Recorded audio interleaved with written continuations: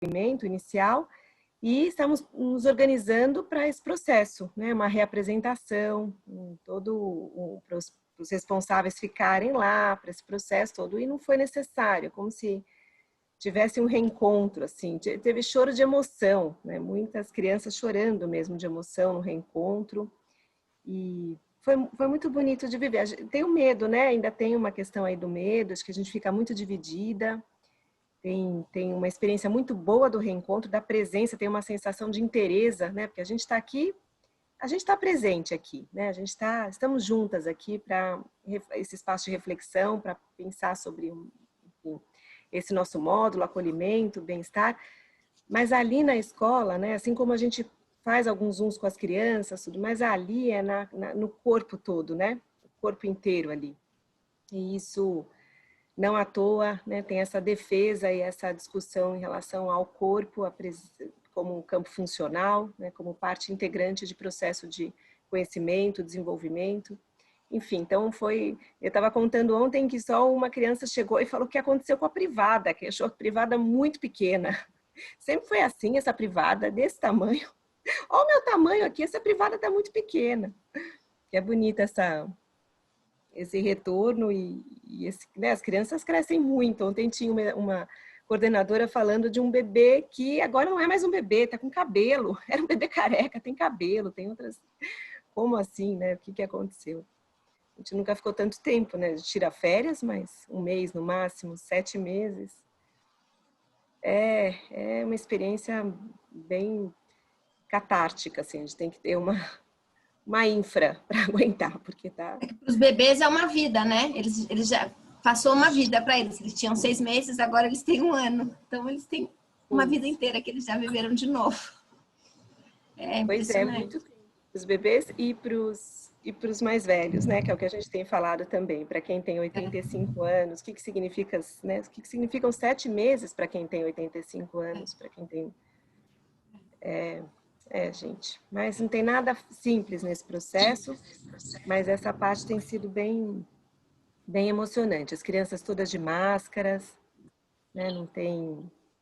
acho que isso foi algo muito acordado, né? Me parece agora a questão do distanciamento, que é a questão mais sensível mesmo, né? Porque não tem, embora tenha orientação e tudo mais, a gente estava falando de roda de história ontem, como é que a gente pode marcar no chão o lugar de cada um, mas as crianças, elas vão se aproximando, né? Elas pegam na perna, elas pegam na nossa mão, elas pegam...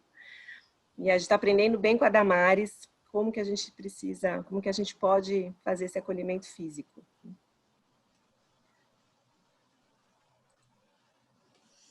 Tá bom, gente, vamos começar? Não sei se alguém quer comentar alguma coisa.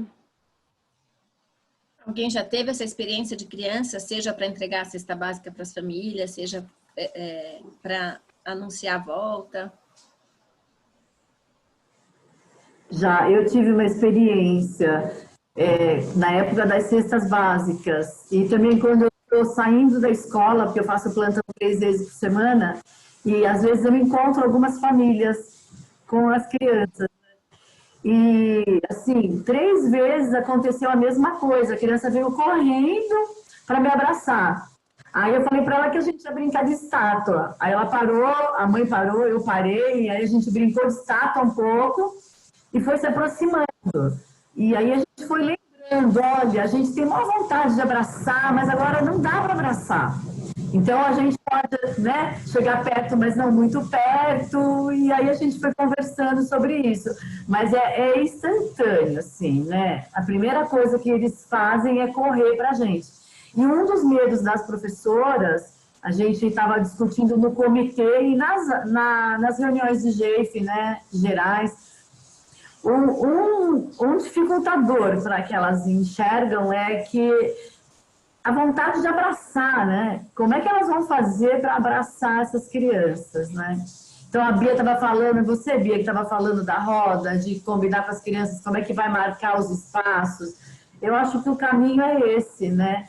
É a gente ter a escola preparada, mas ir construindo com eles o que os protocolos indicam como segurança, né? Pelo menos uma uma segurança que se espera, né? Esse assunto é muito importante, Dirce, que você trouxe, porque a gente tem falado, acho que mesmo no nosso primeiro encontro, essa questão do acolhimento, né, que a gente consegue acolher, a gente tem mais recursos para acolher o outro quando a gente também se sente acolhido, né? Se sente ali acolhido nos nossos medos, nas nossas inseguranças. Então, uma questão foi justamente, sabendo que a gente retornaria no dia 7, nesse contraturno, né, nessa condição, mas o fato é que as crianças estão lá na escola. Então, qual foi o trabalho? Assim, foi esse de um mês antes, a gente, né, conversando com os professores, primeiro sobre esse espaço para falar sobre os medos. Assim, eu estou morrendo de medo de voltar, né? Por mais protocolo, o risco está aí. E é verdade, a gente sabe disso. Está aí, não tem vacina ainda, não tem, né? O risco está aí. Agora, é possível a gente se amparar, né? E com esses equipamentos todos, a gente foi conhecer uma experiência e eu queria muito ver se eu consigo, de algum jeito, fazer uma entrevista, gravar com eles, que foi aquela experiência de uma escola que se manteve aberta durante todo esse período, inclusive na fase vermelha, para atender os filhos dos profissionais da saúde.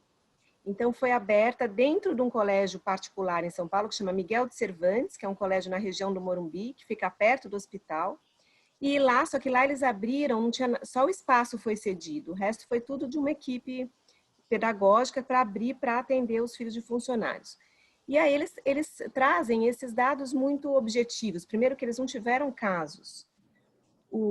E aí por quê? Porque assim, a história da máscara, combinada com o distanciamento e combinada com a higienização, um vai potencializando o outro. Então, a máscara, você reduz no mínimo 5 vezes a possibilidade de transmissão. Combinada com o distanciamento, aí isso para 10 vezes. Que combinada com a prática da higienização, então eles vão trazendo esses dados que, de fato, e quando a gente fala do medo, da insegurança, esses são elementos que vão nos deixando mais segura, né? E aí o que a gente foi também nessas conversas e nesse trabalho de preparação, que eu acho que é o que você traz. Bom, a gente precisa se preparar nesse sentido, que é, precisamos de aventais descartáveis para algumas situações, precisamos de... O que precisa ter em cada uma das salas como um kit permanente ali para as educadoras? O que a gente marca nas salas, nos tampos das mesas, para já indicar os lugares, então aquelas bolas verdes para indicar aqui aqui pode sentar, aqui não pode sentar, aqui pode sentar, aqui não pode sentar. Na roda, também no chão, essas marcações entre as mesas, enfim, tem uma preparação que à medida que você vai fazendo, isso vai te dando uma experiência, uma sensação, uma percepção de segurança. E isso que você falou agora, disso, esses combinados com as crianças, porque eles querem abraçar. E aí um ponto que foi a possibilidade, a gente teve a possibilidade de fazer essas conversas de Zoom, né, com as crianças. Então, marcando, bom, por que a gente não pode? O que eles já sabiam em relação a essas informações? O que vocês sabem sobre essa volta? O que precisa fazer? O que não pode? O que pode? Esse não pode abraçar tem a ver com cuidado. Eu gosto tanto dele que por isso que eu não posso abraçar agora, né? Muito nessa linha e de outras formas de manifestar afeto também. Foram criando muito essa história do cotovelo, que já é uma prática, isso funcionou super bem com as crianças, o cotovelo, o pé. E esse tipo de situação, como você trouxe, vamos brincar de estátua, né? Estátua, outra coisa que a gente usou também foi o pipoquinha, que as crianças dão um pulo para trás, né? A gente vê que formou um bolinho pipoquinha, aí todo mundo dá um pulo para trás, também funcionou super bem. E eles aprendem, né? Acho que muito no que a gente sempre foi um princípio para todas nós, trabalhamos com as crianças pequenas, que é a capacidade que as crianças têm de se apropriar, né, de novas regras, de combinados, de funcionamento, muito mediado pela conversa, porque, né, que cuidado é esse, enfim. E é viver a experiência, né? Tem uma parte aí que é estar lá, vivendo a experiência.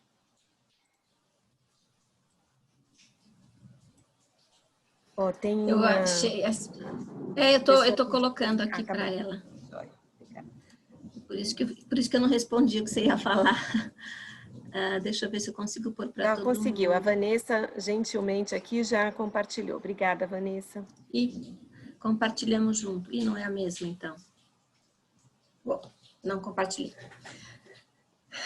Mas vamos lá, gente. Então, agora a gente acho que está com o grupo quase todo aqui presente.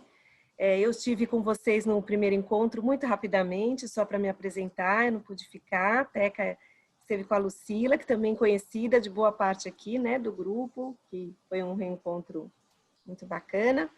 E hoje vamos tratar do segundo módulo, né, quer dizer, do módulo do acolhimento, do segundo encontro, e vou compartilhar aqui com vocês a tela. A ideia é que a gente mantenha o mesmo funcionamento. Isso quer dizer que vocês podem fazer os comentários, observações, perguntas pelo chat, a hora que vocês quiserem. A gente vai, em vários momentos, fazer uma pausa para circular a palavra. E eu vou começar aqui agora compartilhando os slides que a gente preparou. Tá bom?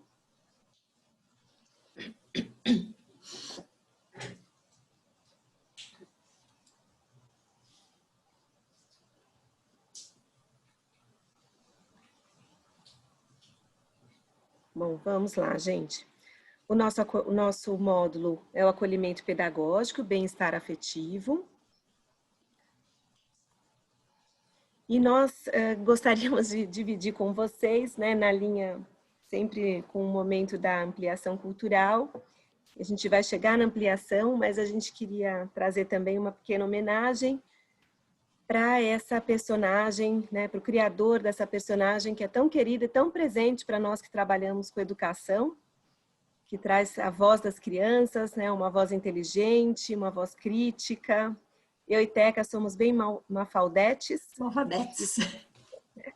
E foi uma notícia triste, né, da semana passada, e aqui vai nossa homenagem para o Quino, criador da Mafalda, que faleceu na semana passada. O Quino escreveu durante um período restrito, mas o que ele produziu, né, de 64 a 73, mas ele é uma imensidão, né? Quino é imenso. E aqui está uma conversa muito singela aqui. Eu me vou e ela vai ficar aqui, né? Que bom, Mafalda, continue aqui com suas ideias inteligentes.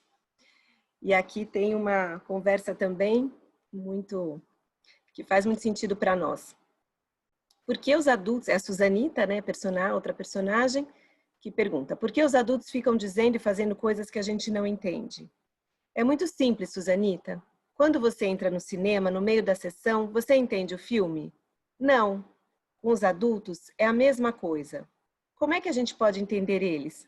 Quando nós chegamos, eles já tinham começado. É muito bom, né? É isso. E a gente tentando integrar as crianças nesse mundo que já começou. Já tinha começado pelos adultos. Bom, gente, eu vou compartilhar aqui com vocês a pauta.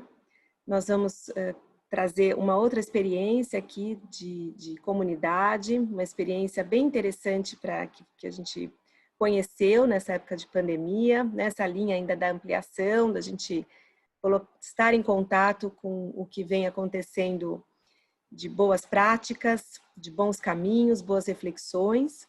Depois nós fizemos uma síntese do fórum, né, de todas as contribuições que foram postadas no fórum, reflexões sobre o primeiro encontro, com a pergunta que foi feita, né, sobre acolhimento, buscando alimentar os encaminhamentos práticos em relação a esse tema. E depois a gente entra na temática principal de hoje, que são as narrativas e as práticas de leitura. Então, e por fim, encaminhamentos para o nosso próximo encontro.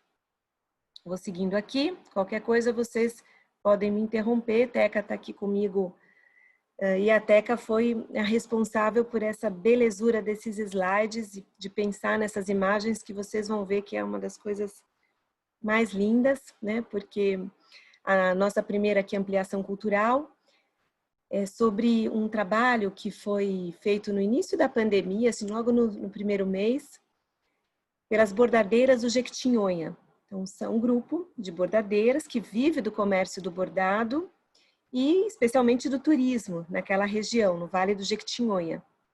Só que com o confinamento, né, a pandemia, elas tiveram um corte absoluto, né, do seu ganha-pão.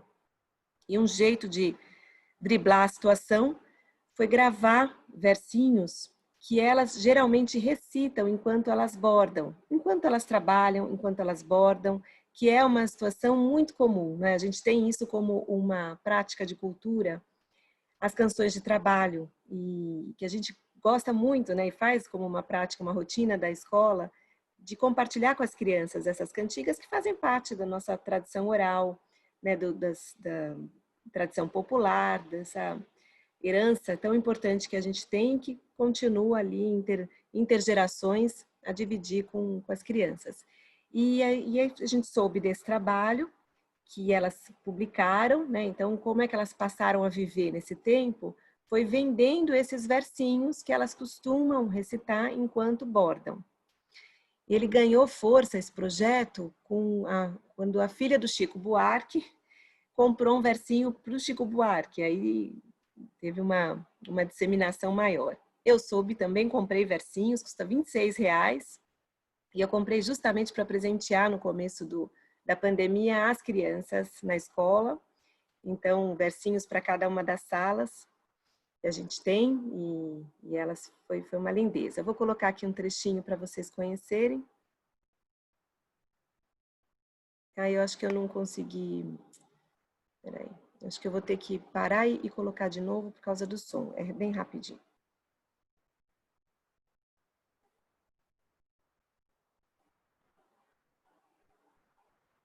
Agora vai.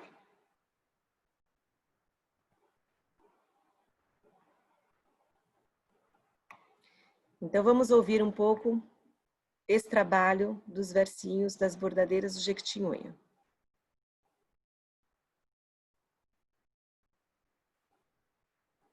A folha da bananeira balanceou, quebrou no meio. Foi buscar meu papagaio que tratou de vir, não veio. Vou buscar meu papagaio que tratou de vir, não veio. Fique em casa pela sua proteção. Por favor, não se esqueça de fazer uma oração, pedindo a divindade cura e libertação. Meu nome é Nalva. Tia Marli. Eu sou a nega que... Karen. As estrelas do céu cor, todas elas correm na linha igual corre. Um beijinho da sua boca na minha. Fica em casa, se protege, vibrem boas energias. Vamos cultivar o amor e cuidar das nossas famílias. Viviane é bonitinha, bonitinha, sei que ela é, parecendo um cavo branco nos braços de São José. Roda moreninha, quero ver você rodar, balanceia, balanceia, quero ver balancear. Sei de lá e eu aqui, é verão passar no meio, sei de lá dá um suspiro, eu de cá suspiro. Menino, casa comigo, que de frio não vai morrer. Já urdi meus cobertores, só falta a mamãe tecer.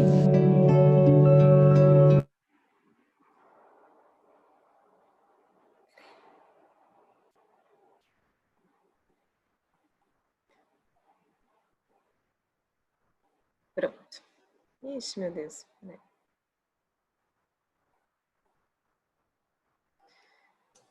Pronto, gente. Vou voltar aqui. Tudo certo? Estamos te vendo. Me atrapalhei aqui, mas deu agora sim. Não ficou tão bom o vídeo, né? A gente está com essa questão aí da conexão, mas era pelo menos para compartilhar a ideia. Eu estava só dando um atraso, mas deu para ouvir bem. Deu um atraso na imagem. Quando a gente está passando, a gente vê inteiro. Quando a gente está recebendo, a gente recebe. Agora eu percebi isso. Bom, então, aqui e depois o que vocês vão ver durante nossa apresentação aqui dos slides, que tem algumas dessas imagens das bordadeiras, que é um primor, né, uma lindeza, que a Teca trouxe para a gente aqui, colocou de um jeito muito bonito. Agora ele não está indo, peraí, gente. Coisa rápida. Pronto, foi. Bom, agora a gente passa então para essa parte da nossa pauta, que é para compartilhar com vocês as contribuições que foram colocadas no fórum a partir da proposta, depois do primeiro encontro, e as contribuições elas foram organizadas em 3 campos. Lembrando só da pergunta, que era o que eu trago da minha experiência nesse tempo de isolamento social para acolher o outro, crianças e adultos em minha unidade. Palavra, objeto, imagem, história. E aí, a partir do que foi postado, nós organizamos em 3 campos para compartilhar aqui. O primeiro, as experiências pessoais e suas reflexões que ajudam a estruturar a ação profissional e sustentar o retorno. Ações de acolhimento da equipe durante distanciamento. E ideias de ações específicas, práticas de acolhimento. Então, vamos para as experiências pessoais e aí a gente tem esse balão bonito aqui, não é? Que, como a Teca disse ontem, seria a nossa lousa, né? Substituir aquela lousa que a gente geralmente registra junto, né? A partir das contribuições de cada um. Mas agora a gente tem essa tela, né, e que tem as palavras e as marcas desse tempo que a gente foi levantando, estão aqui. Vamos lá. Solidariedade, acho que isso tem sido bem importante, a empatia, resiliência, paciência, saudades, escuta, aprender a escutar, que não é educação sem coletividade, podemos sentir a acolhida por uma música ou poema, amor, tenha calma, respire, caminhar juntos tem mais sentido, apoio e união das famílias. Então, pensamos aqui, né, a partir de todas as reflexões, as falas de vocês nos encontros, no fórum, que essas são palavras importantes para marcar esse tempo que a gente vive. As imagens que foram postadas. Essa imagem que nos indica a resiliência, né? Revela a ideia da resiliência, postada pela Juliana. Então, uma flor que nasce, né? Uma planta no meio do concreto. O cacto tem facilidade para se adaptar a novos ambientes, uma forma de resistência e superação. A Raquel de Jesus. O girassol reflete a energia positiva do sol. Claudineia. Tramas da solidariedade, Luciana Lippe. Me vejo nesse processo saindo aos poucos do casulo, Ana Paula. Então, temos aqui uma diversidade, a gente gosta bastante dessas, né, de como as imagens também informam, as imagens comunicam, né, trazem metáforas, ideias, sentimentos, então acho que tem uma seleção muito boa aqui. E depois esse trabalho, que foi feito pela EMEI Luísa Helena de Barros, com os emojis, que a gente também achou muito interessante, né? Queria dividir os que foram personalizados para esse tempo, para as questões que estão tão na ordem do dia, né? Tão colocadas na mesa diariamente, que é conexão, aprendizagem, aceitar a tecnologia, acho que todos passamos, de certa forma, por isso, incerteza, cuidar de si e do outro, superação, empatia e criatividade. Então, foi muito também criativo esse trabalho, né? Acho que foi uma ideia muito bacana. E depois nós temos também aqui uma seleção de citações que foram colocadas, que foram divididas no fórum e também nos nossos encontros, nos primeiros encontros, que por diferentes autores que de alguma forma dialogam com as nossas reflexões, com o que a gente vem pensando, que nos ajudam também a compreender um pouco melhor, né? E aí nós temos um provérbio chinês, que foi interessante, até me lembro bem desse momento, que a gente falava do fio das miçangas, numa citação do Mia Couto, né, o escritor moçambicano Mia Couto, de um livro chamado O Fio das Miçangas, e era a ideia justamente da gente falar desse fio invisível, né, que sustenta as miçangas. Então, essa imagem do colar, em que tem um fio invisível, aquelas miçangas que vão compondo o colar, vão brilhando, né? Justamente porque tem essa rede embaixo, porque tem esse fio que sustenta. Então, foi uma metáfora trazida e a Luciana lembrou desse provérbio chinês. As pessoas que devem se encontrar estão conectadas por um fio invisível que as liga pelo resto da vida. O fio pode encurtar, esticar, se enrolar, o que for, mas ele nunca se rompe. Alguns chamam isso de destino. Daí nós temos o Rogers, né, Carl Rogers, que é uma referência para todas que fizemos pedagogia, estudamos psicologia. Ser empático é ver o mundo com os olhos do outro e não ver o nosso mundo refletido nos olhos dele. Empatia. Alessandra traz Coríntios. Ainda que eu falasse as línguas dos homens e dos anjos e não tivesse amor, seria como metal que soa ou como sino que tine. O nosso mestre de sempre, Paulo Freire, ninguém caminha sem aprender a caminhar, sem aprender a fazer o caminho caminhando, refazendo e retocando o sonho pelo qual se pôs a caminhar. Rubem Alves, há certas coisas que não podem ser ajudadas, tem que acontecer de dentro para fora. Paulo Coelho, ficar em silêncio não significa não falar, mas abrir os ouvidos para escutar tudo que está à nossa volta. Pequeno Príncipe, o céu pode estar cinza e o dia triste, porém o essencial é invisível aos olhos. E Lenine, com um trecho que também foi bem mencionado, e essa é uma música que a gente tem circulado, né? Porque ela é muito precisa, de muita pertinência para o momento. E o mundo vai girando cada vez mais veloz. A gente espera do mundo e o mundo espera de nós um pouco mais de paciência. Muito bom. É isso, autores que inspiram e que precisamos desse diálogo, né? Isso é sempre uma marca dos espaços de reflexão, que é a presença do diálogo com os autores, né? Com os aportes teóricos. Sem teoria a gente não avança, né? A gente precisa dela, a gente precisa desse diálogo para ampliar nossas compreensões, reorganizar o que a gente já sabe. Então, e aqui tem um depoimento da Vidian Numa, de ações de acolhimento, né, de uma ação de acolhimento que foi feita nesse período. Lá em nosso SEI, desde junho, iniciamos o projeto Cuidando, ações para a saúde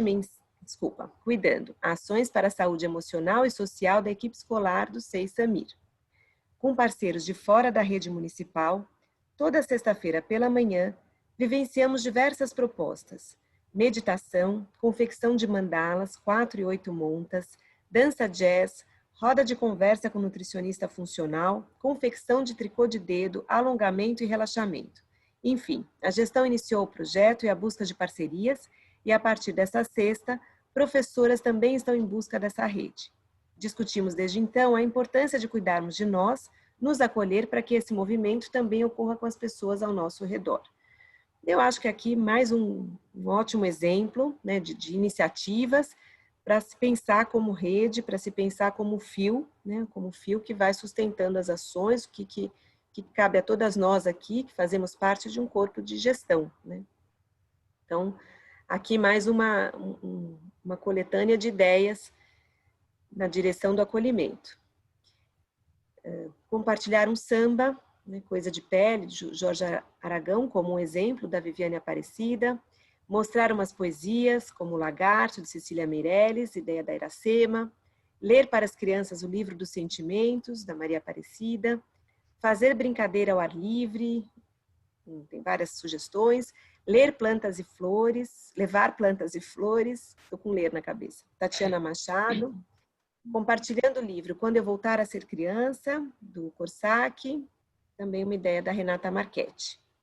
Então, aqui a arte muito presente, né? Também o samba, a poesia, o livro, a leitura, a brincadeira, a planta, a gente falou sobre isso da última vez, como também essa experiência com o meio natural sempre é muito importante, né? Para as crianças e para a interação que acontece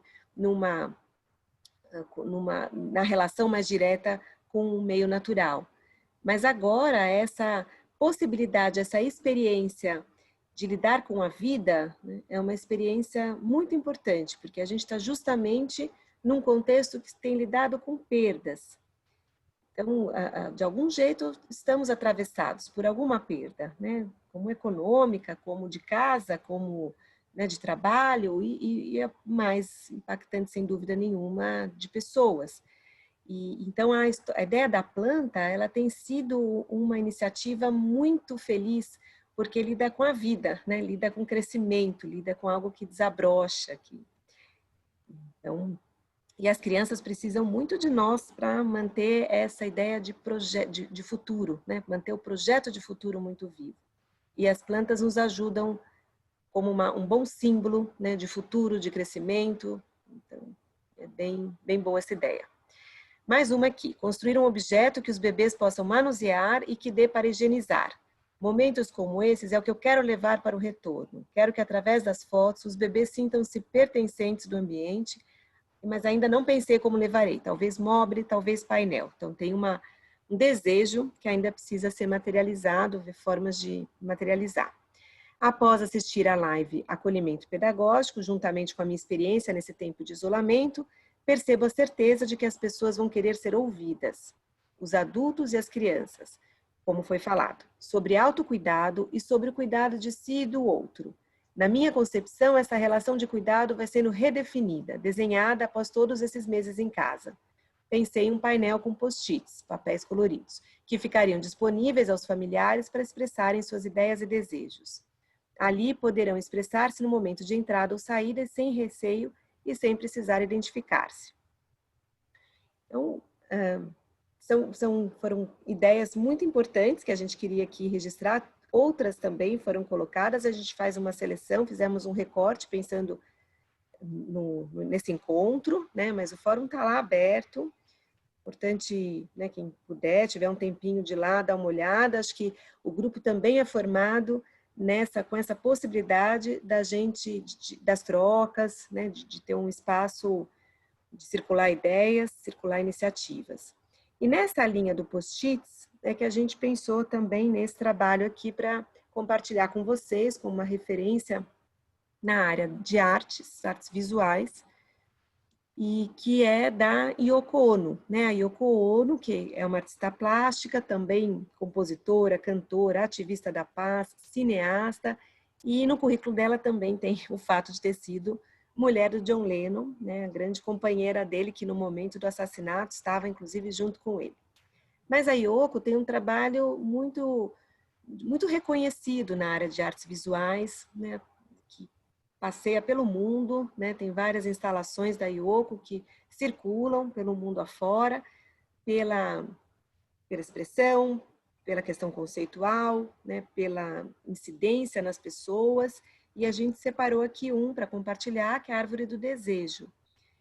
A Árvore do Desejo lembra um pouco essa ideia dos post-its, né? E ela é um símbolo muito bonito de você depositar ali na árvore, junto com os outros, né, junto com um grupo, você deposita algo de esperança, de desejo, de votos. E acho que hoje, mais do que nunca, é o momento da gente criar esses atos simbólicos. Então, aqui são 2 exemplos dessa Árvore do Desejo. Uma delas, aqui, um dos exemplos está aqui, o primeiro, em Londres, Yoko Ono à luz, e esse segundo aqui, que foi no Guggenheim, em Nova York, Yoko Ono, Árvore dos Pedidos para o Mundo. Esse Árvore dos Pedidos para o Mundo esteve aqui no Brasil, eu não sei se faz uns 5, 6 anos, eu perdi, depois eu procuro para ser mais precisa, mas eu tive nessa exposição e me lembro muito dessa sensação de ir lá colocar numa árvore que estava repleta já de desejos, de votos, e que foi escrever o meu e colocar lá naquela árvore. E aí acho que tem desde essa dimensão de viver um coletivo na esperança, né, como uma comunhão mesmo, uma comunhão de esperança, de votos, que pedido eu tenho para o mundo, que projeto de nação a gente tem aqui. E também essa ideia que a árvore, ela está em crescimento, né, a árvore está viva. Então, algo também se apresenta nesse projeto que é orgânico, que está ali, não parou. Então, eu acho que isso é uma boa ideia para agora, né? É uma boa ideia para um retorno em que a gente precisa depositar o que a gente espera daqui, porque a gente quer construir junto como grupo, né? E E essa daqui, por exemplo, foi uma que eu fiz no ano passado, já inspirada na Yoko, porque essa árvore mexeu muito comigo quando eu fui na exposição. E nessa ocasião, no colégio que eu trabalho, a gente faz uma passagem das crianças que saem da educação infantil e vão para o Fundamental 1. E essa em especial era para que as crianças deixassem os desejos para quem estava chegando. E ali elas tinham que compartilhar aquilo que eles desejavam, assim, que para eles foi, de alguma forma, uma marca muito profunda dessa educação infantil. Então, muitos não escreviam, né, convencionalmente, assim, a maior parte não escrevia, então foram ditando e as famílias que foram escrevendo ficavam na porta da escola e aí pai, mãe, responsável, enfim, quem tivesse ali escrevia, a criança ia ditando o desejo para quem, os próximos, né, o desejo para os próximos. Então, fica aqui mais uma sugestão, inspirada também pela sugestão da Janaína em relação aos post-its, a Árvore dos Desejos. Tudo bem até agora? Ô, Bia, peraí, deixa eu ver se eu tô... Bia, eu tô com o microfone? Tá, dá para te ouvir sim, Teca. Então, eu fui checar enquanto você falava, a exposição da Yoko aqui em São Paulo foi em 2017, lá no Instituto Tomiotaki. Ficou 3 meses, tá bom? Joia, 2017. É isso, 3 anos já. Então tá bom, então eu vou seguindo aqui. Tem uma pessoa com a mão levantada, Teca. Eu fui ver essas coisas e me distraí. Peraí, quem é? Ah, tá. A Fabiana. A Fabiana quer falar, então? Mas ela... Acho que não, né? Tá. Não. Tá bom. Bom, pessoal, vou seguindo. A gente termina aqui essa primeira parte, que foi de compartilhar com vocês o fórum, ideias, sugestões. Esse encontro também é para a gente falar sobre isso, dividir nossas experiências e trazer o fórum, né? O fórum que é vivo, que também tem ali muitas vozes. E agora a gente passa para a segunda parte do nosso encontro, que é tratar da narratividade. Oi? Tem sim umas falas aqui que foram legais, falando das ideias boas de aplicar na escola, ideias maravilhosas, né? E falando que temos um SEI, a Tatiana contou, que tem um SEI no nosso território que fez essa árvore com palavras sínteses do projeto político-pedagógico. E as famílias também podem acrescentar o que esperam da escola nessa parceria. Um uso bem legal, né? Interessante. E a Fabiana disse que ela levantou a mão sem querer, tá? Tá. Tudo bem. Então tá bom, gente, é isso. A ideia é muito legal mesmo da árvore. E ela tem várias possibilidades, né? Em momentos diferentes. Bom, vou seguir aqui então para o nosso assunto principal, né? Todos são importantes, mas vamos lá tratar desse que a gente sai então do primeiro encontro, falando da escuta, das formas de acolher, né? E trazendo agora, e a gente também constrói com vocês no primeiro encontro, essa necessidade da gente emprestar palavras, né? A escuta, ela vem junto com essa possibilidade da gente construir narrativas sobre o que se viveu e construir narrativas do que se quer viver juntos, né? E aí, como é que a gente pode ajudar as crianças nessas narrativas? Porque o que a gente vem tratando também é que ninguém vai voltar vazio, né? Isso é certo. Experiências foram muito diferentes, mas a gente volta marcado por algo que nos atravessou. E como é que a gente volta e consegue narrar isso? A gente vai falar lá no final, mas acho que agora eu acho importante do Gabriel Garcia Marques, escritor colombiano, que ele fala que a vida não é o que a gente viveu, mas é o que a gente lembra e pode narrar. Então, é nessa linha, como é que a gente narra e ajuda as crianças a narrarem e o que é que ajuda a narrar? Não é necessariamente eu falar pelo outro, eu escrever um texto, não é nesse sentido. Então vamos lá falar um pouco sobre isso. A gente começa com dois pequenos excertos aqui de 2 psicanalistas, o Vitor Guerra, uruguaio, e o Bernard Gouze, para falar da narrativa na perspectiva da psicanálise. O Vitor, o bebê tem em sua relação com o outro 3 organizadores básicos em seu processo de subjetivação: o ritmo, a atenção e a narratividade. A narratividade vai se construir no encontro do bebê com os adultos que tomam conta dele. Geralmente são os pais, mas também haverá encontros com os profissionais, como os que acontecem nos espaços das creches, berçários e assim por diante.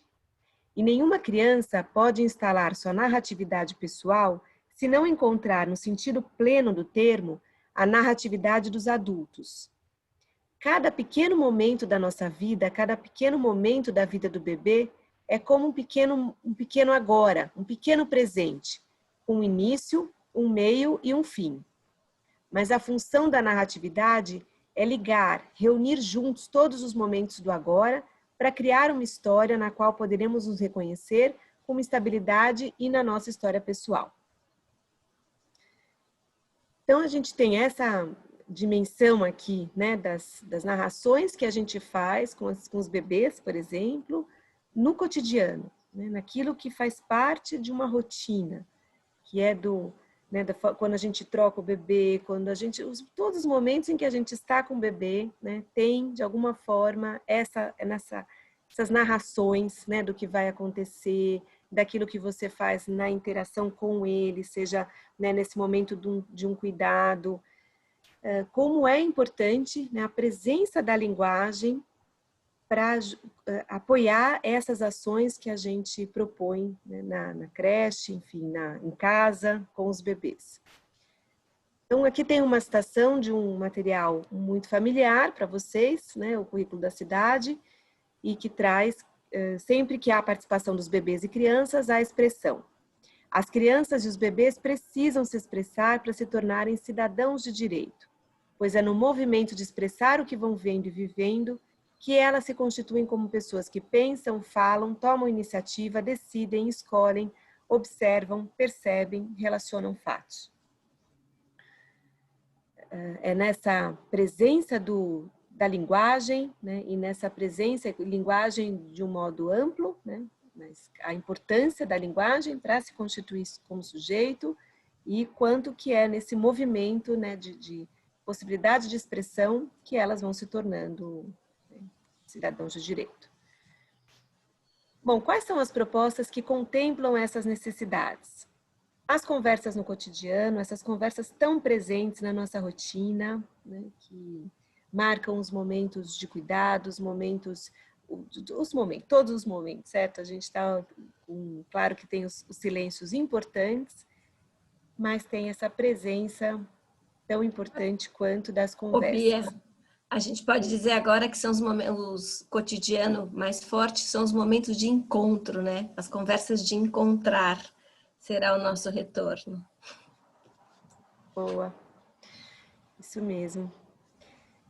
A roda de conversa, né, que é um outro momento muito presente nas rotinas, em que se organiza aquele espaço nobre, né, para que as crianças se encontrem, se escutem, às vezes tem apoio, né, de algum objeto, de algum personagem, de alguma coisa que se cria, às vezes não, e é aquela situação criada para que as crianças possam se ouvir, aprender com a fala do outro e que tenham esse espaço, essa oportunidade de expressão. E o quanto se aprende numa situação como essa.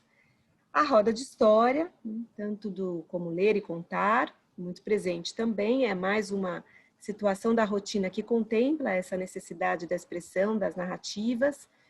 Tanto a leitura quanto a contação, elas ambas tratam das narrativas, né? Por isso que tem um lugar importante. Elas acabam, cada uma tem tem objetivos diferentes, né? A leitura, ela acaba aproximando mais da linguagem escrita do que a contação, que tem um outro objetivo, mas aqui o que nos interessa como uma situação criada diz respeito a essa aproximação com as narrativas.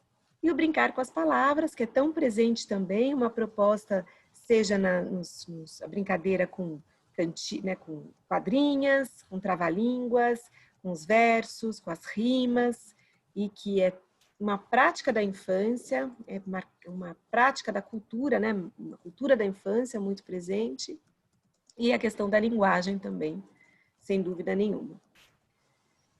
Bom, nós trouxemos aqui um vídeo, né? Tomara que fique bom, viu, gente? Porque essa história da conexão acaba distraindo um pouco o nosso desejo. Mas é uma situação muito singela de uma conversa bem curtinha das crianças apreciando a chuva. E aí a ideia é que a gente coloque, se precisar coloco 2 vezes, porque ela é bem pequenininha, para assegurar que tem alguma compreensão do que as crianças estão dizendo. E aí é para a gente falar um pouco sobre essas competências que estão em jogo em relação à linguagem verbal e o que a gente pode antecipar como assuntos relevantes no período do retorno, né? O que podemos esperar. Então, vou só parar um pouquinho de compartilhar para colocar o vídeo.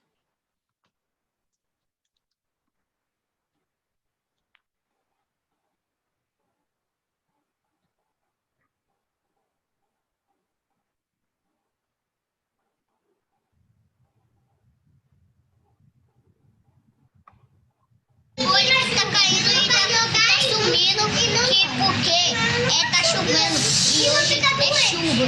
Então tem que ficar na sopa pra não chover, senão vai ficar doente. Aí vai ter que levar pro hospital. Deixa a chuva tudo, não quer dizer que não. O chão cheio de água. Não, quando a chuva começar a chover, a bolha molha o chão e tem que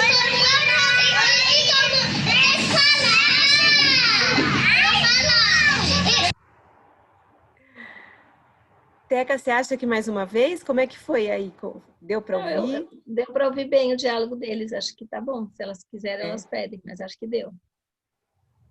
Bom, gente, qualquer coisa, então, vocês comentem aqui. Tá. Esse deixa eu falar, não dá uma saudade, gente? Dá uma saudade isso daí. Meu Deus. Cada vez Agora que eu a gente queria que vocês quisessem falar.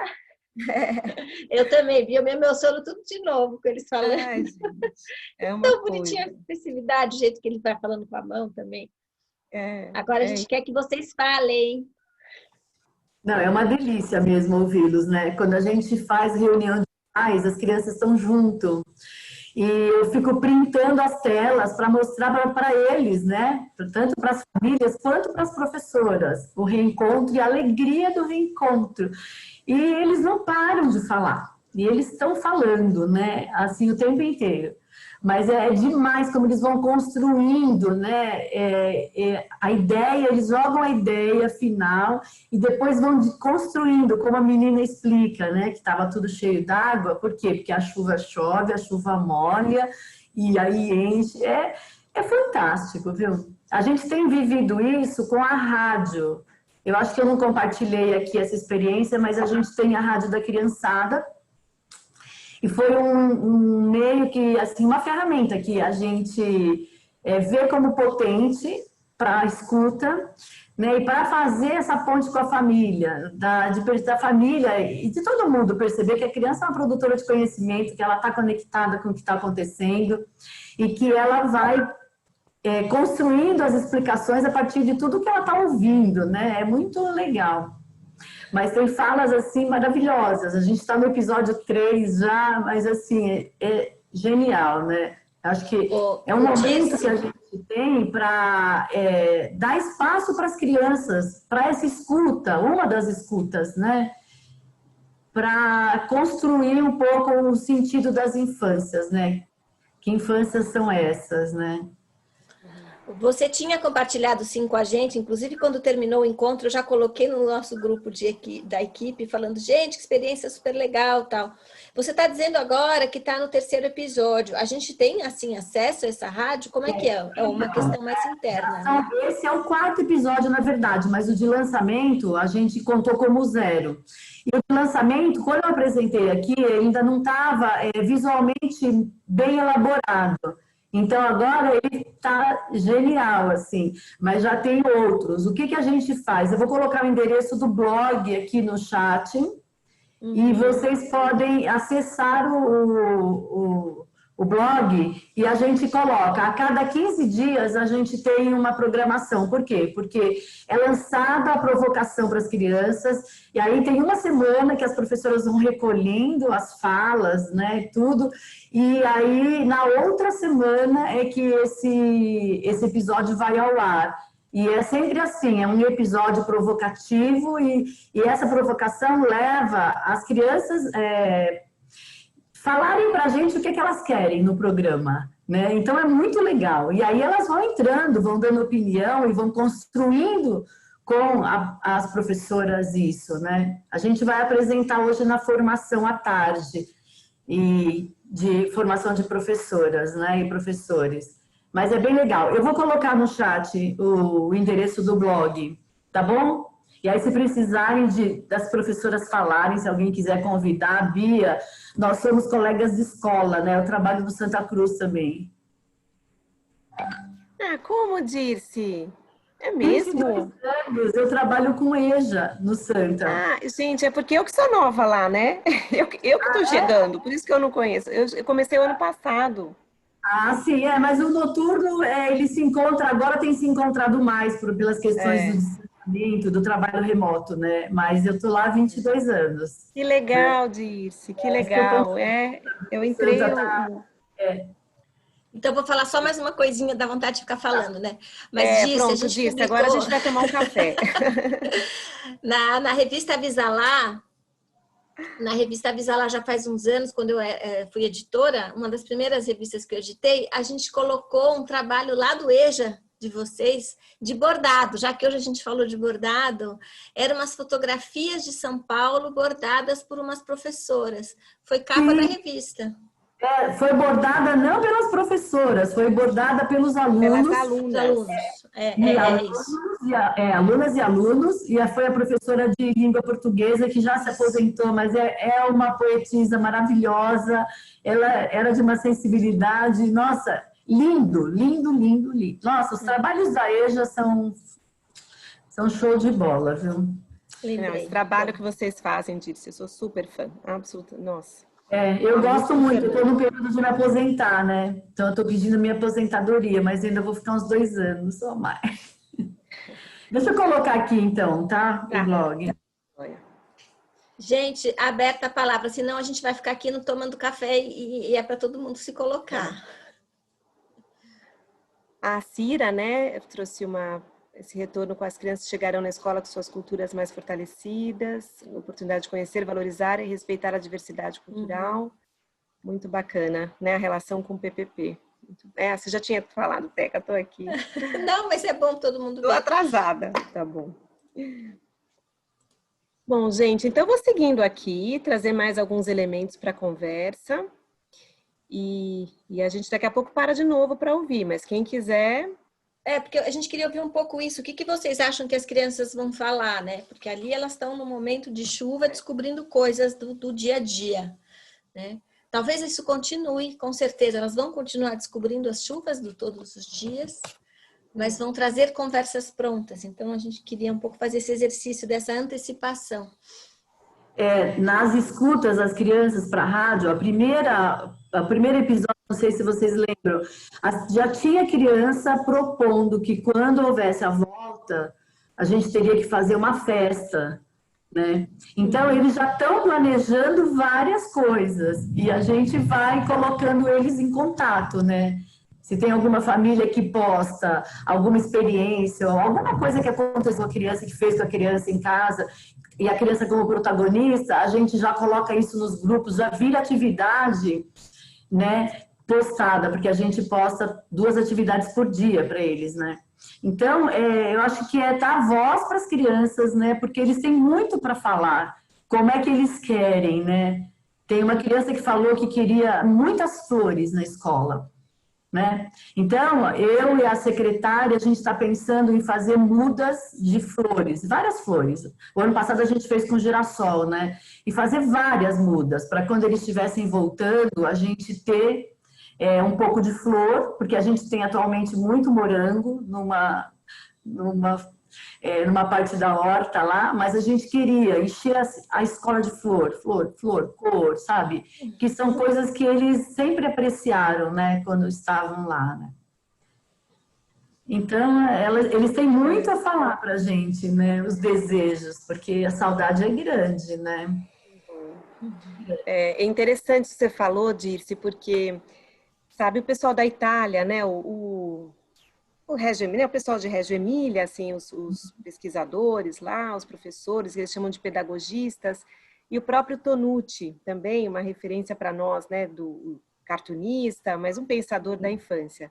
E a parte boa dessa história do online é a gente ter acesso a essas referências de uma forma mais fácil, né? Então, o Tonucci foi um que eu fiquei muito emocionada de ouvir, tá? Mas o que eu quero trazer foi muito, muito lindo, né? Mas você sabe que essa história das mudas e das flores que você trouxe, de como é que o que as crianças têm para falar, né? E o que a gente também organiza o ambiente para recebê-las, né? Elas estão dizendo da festa, elas estão dizendo do que elas esperam, E aí eles falaram de uma experiência lá na Itália, que as crianças chegaram e o que elas perceberam é que as árvores continuavam iguais.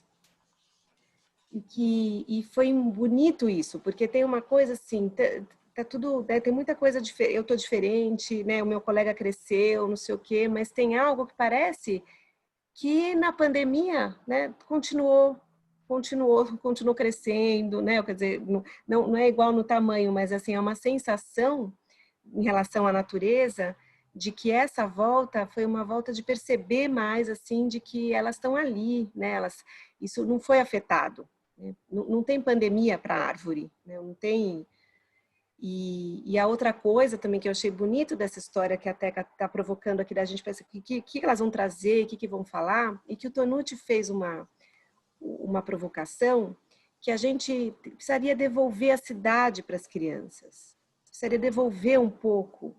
E que bonito que seria se na sua região, se em cada região a gente conseguisse fazer um acordo ali entre todos os comércios, entre aquele, né? Estou falando de uma escala menor ali, né? Diminuta, assim, próximo da escola, mas que as crianças pudessem andar por ali, pudessem ter a sensação de que me devolvem um pouco do meu território, né? Da minha cidade e tal. E que eu achei isso nessa linha do que a gente vai organizando e preparando à medida que a gente escuta as crianças, né? E o que elas, preservando sempre a linha dos direitos, né? Esse direito à cidade, né? O direito às práticas da infância, né? O direito à relação com o meio natural, enfim. Essa ideia do Tonucci realmente foi muito legal, ele falando como se a ocupação criança mesmo, né, das crianças poderem entrar nas ruas e ver o que elas iriam fazer se elas tivessem essa oportunidade. A Cristina colocou aqui no chat, né, eu acho que as crianças vão falar do que elas fizeram ou viveram em casa, da saudade dos amigos, do parque da escola e todo mundo usando máscara. Acho que elas vão ter muito para falar. Eu também imaginei essa cena, tagarelas. Agora, tem criança com medo também, né? Tem criança, por exemplo, eu estava comentando no outro grupo, que uma criança comentou que ela ficou esse tempo todo em casa e ela dizia assim, mas os meus amigos ficaram presos na escola. E é uma criança que trouxe, né, uma ideia de que ela se despediu na escola, né? Ela se despediu das crianças e foi para casa ficar confinada.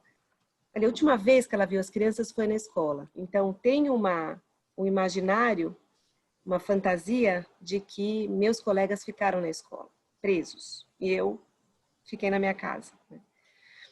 Então, acho que também tem para a gente pensar nessa vontade de contar coisas e a gente não esquecer que também tem os medos, né? Que também tem ainda uma ideia da escola um lugar perigoso, é um lugar perigoso, é um lugar de contágio, é um lugar... Então, como é que a gente não pode...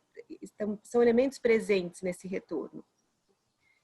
O que você espera, acho que é a rádio. Ontem a gente ouviu, né, Teca, também no Fórum da Infância, uma iniciativa muito bacana de ouvir as crianças do que elas querem do retorno, um pouco na linha do que a Dirce trouxe também como uma iniciativa.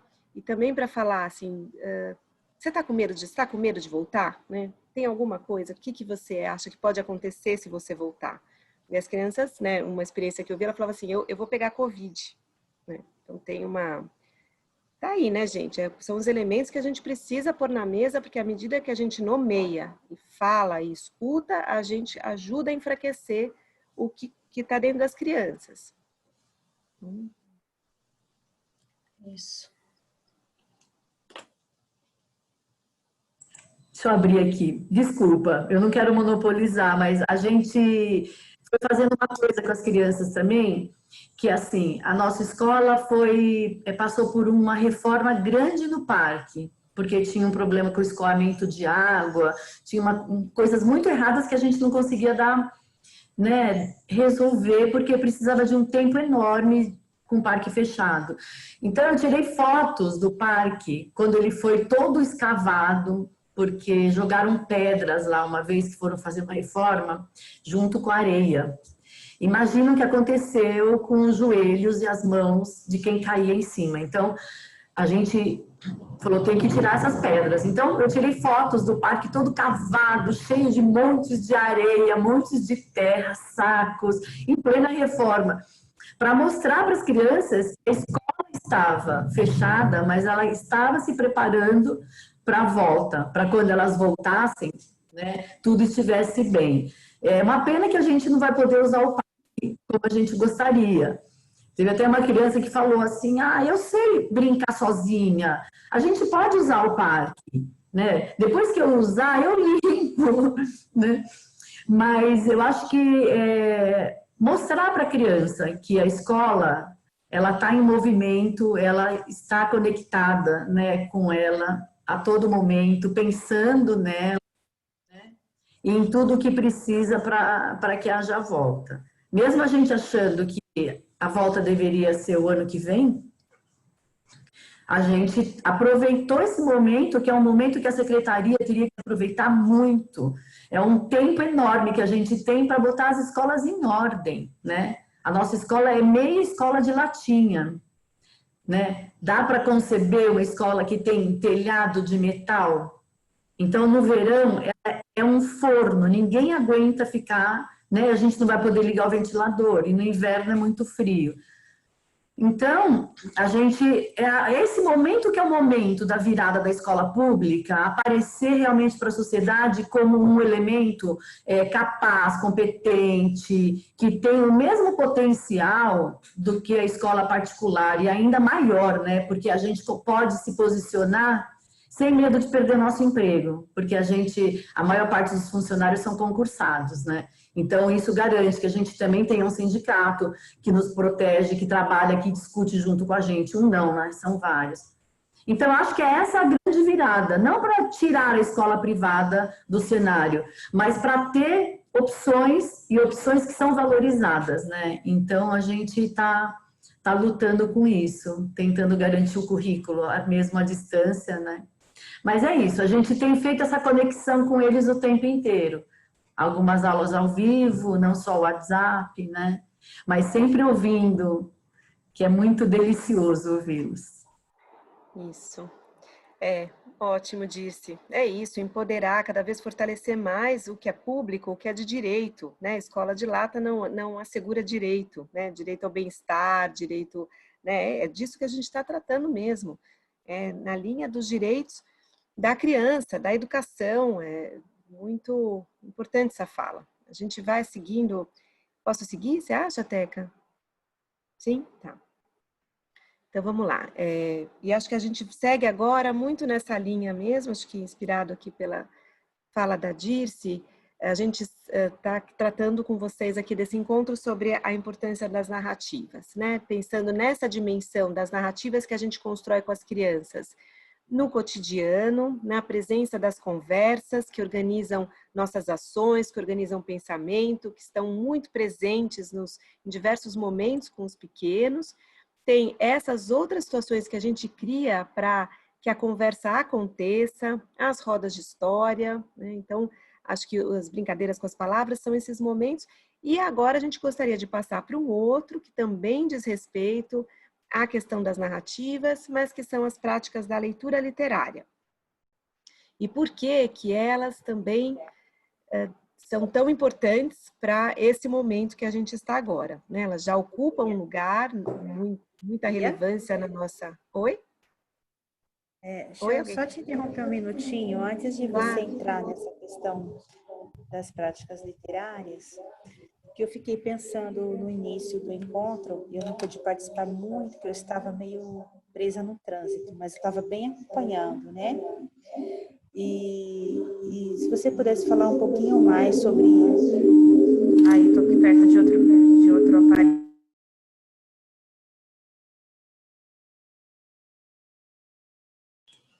Vamos ver se ela consegue voltar. Ela falar mais um pouquinho sobre... Aí você conseguiu ouvir? Não consegui, deve ser sobre as narrativas. Oi. Voltei aqui com a minha colega e deu microfonia porque está com outro aparelho ligado, aí eu fechei aqui. Então, sobre essas ações práticas de acolhimento que vocês já estão com as crianças na escola, né, estão vivenciando, eu acho que em algum momento, tanto agora do acolhimento, né, como no eixo da Damares, ela deve entrar nessas questões de técnicas corporais, de como é que a gente pode, principalmente os muito pequenos, os bebês, acolher, porque, como vocês falaram, o medo dos profissionais é grande, né? A gente está fazendo várias ações, conversas, para poder dar voz para esses medos, para elas poderem falar, para a gente poder também saber um pouco, aprofundar mais os conhecimentos, as informações sobre transmissão da Covid, sobre transmissão de outras doenças, para a gente tentar ajudar a lidar com esse medo, né, que existe. E é muito forte nas falas das professoras a preocupação justamente com essa interação que principalmente com os bebês muito pequenos, a gente não imagina como, né? Como é que a gente pode fazer isso de uma maneira que não ponha eles em risco e as professoras também, né? Então, se vocês pudessem também, não sei se é no próximo encontro, mas, ou como a Bia falou no início, que já estão com as crianças voltando, né? Que nem no nosso caso, as crianças não utilizam máscara. Eles são muito pequenos, não utilizam máscara, né? Então, se vocês têm alguma experiência nesse sentido, né, desse acolhimento, porque colo, né, para os bebês, a gente vai precisar oferecer colo, né? Imagino eu que sim, não tem como, né? Então, se a gente pudesse aprofundar um pouquinho sobre essa conversa, acho que é bem importante, nos ajudaria bastante também. Obrigada.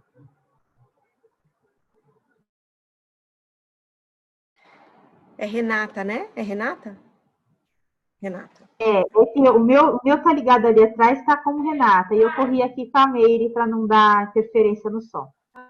Só queria ver se eu estava com a memória boa aqui. Olha, Renata, a pergunta é uma pergunta muito atual, né? Sua pergunta, porque ela traz tanto a questão de uma experiência que se vive em relação aos cuidados e ao acolhimento. Mas eu acho que isso a gente vamos conversando, né? Acho que a Damares também vai trazendo elementos importantes, porque o que eu posso compartilhar com você nesse momento é que o que me parece mais cuidadoso e acolhedor com a nossa equipe de educadores e tudo mais é ouvir esses medos, porque a minha experiência foi a seguinte: eu estou com professoras panicadas, assim, então tem uma coisa de não saiu de casa, por exemplo, né? A gente sabe que tem pessoas que não saíram de casa, inclusive que os psicanalistas estão trazendo a síndrome da cabana, né? Que é uma síndrome da cabana ou da caverna, enfim, que é do século, uma experiência do século XIX. Vou falar muito rapidamente aqui, mas só porque eu tô vendo essa experiência da síndrome da cabana acontecer.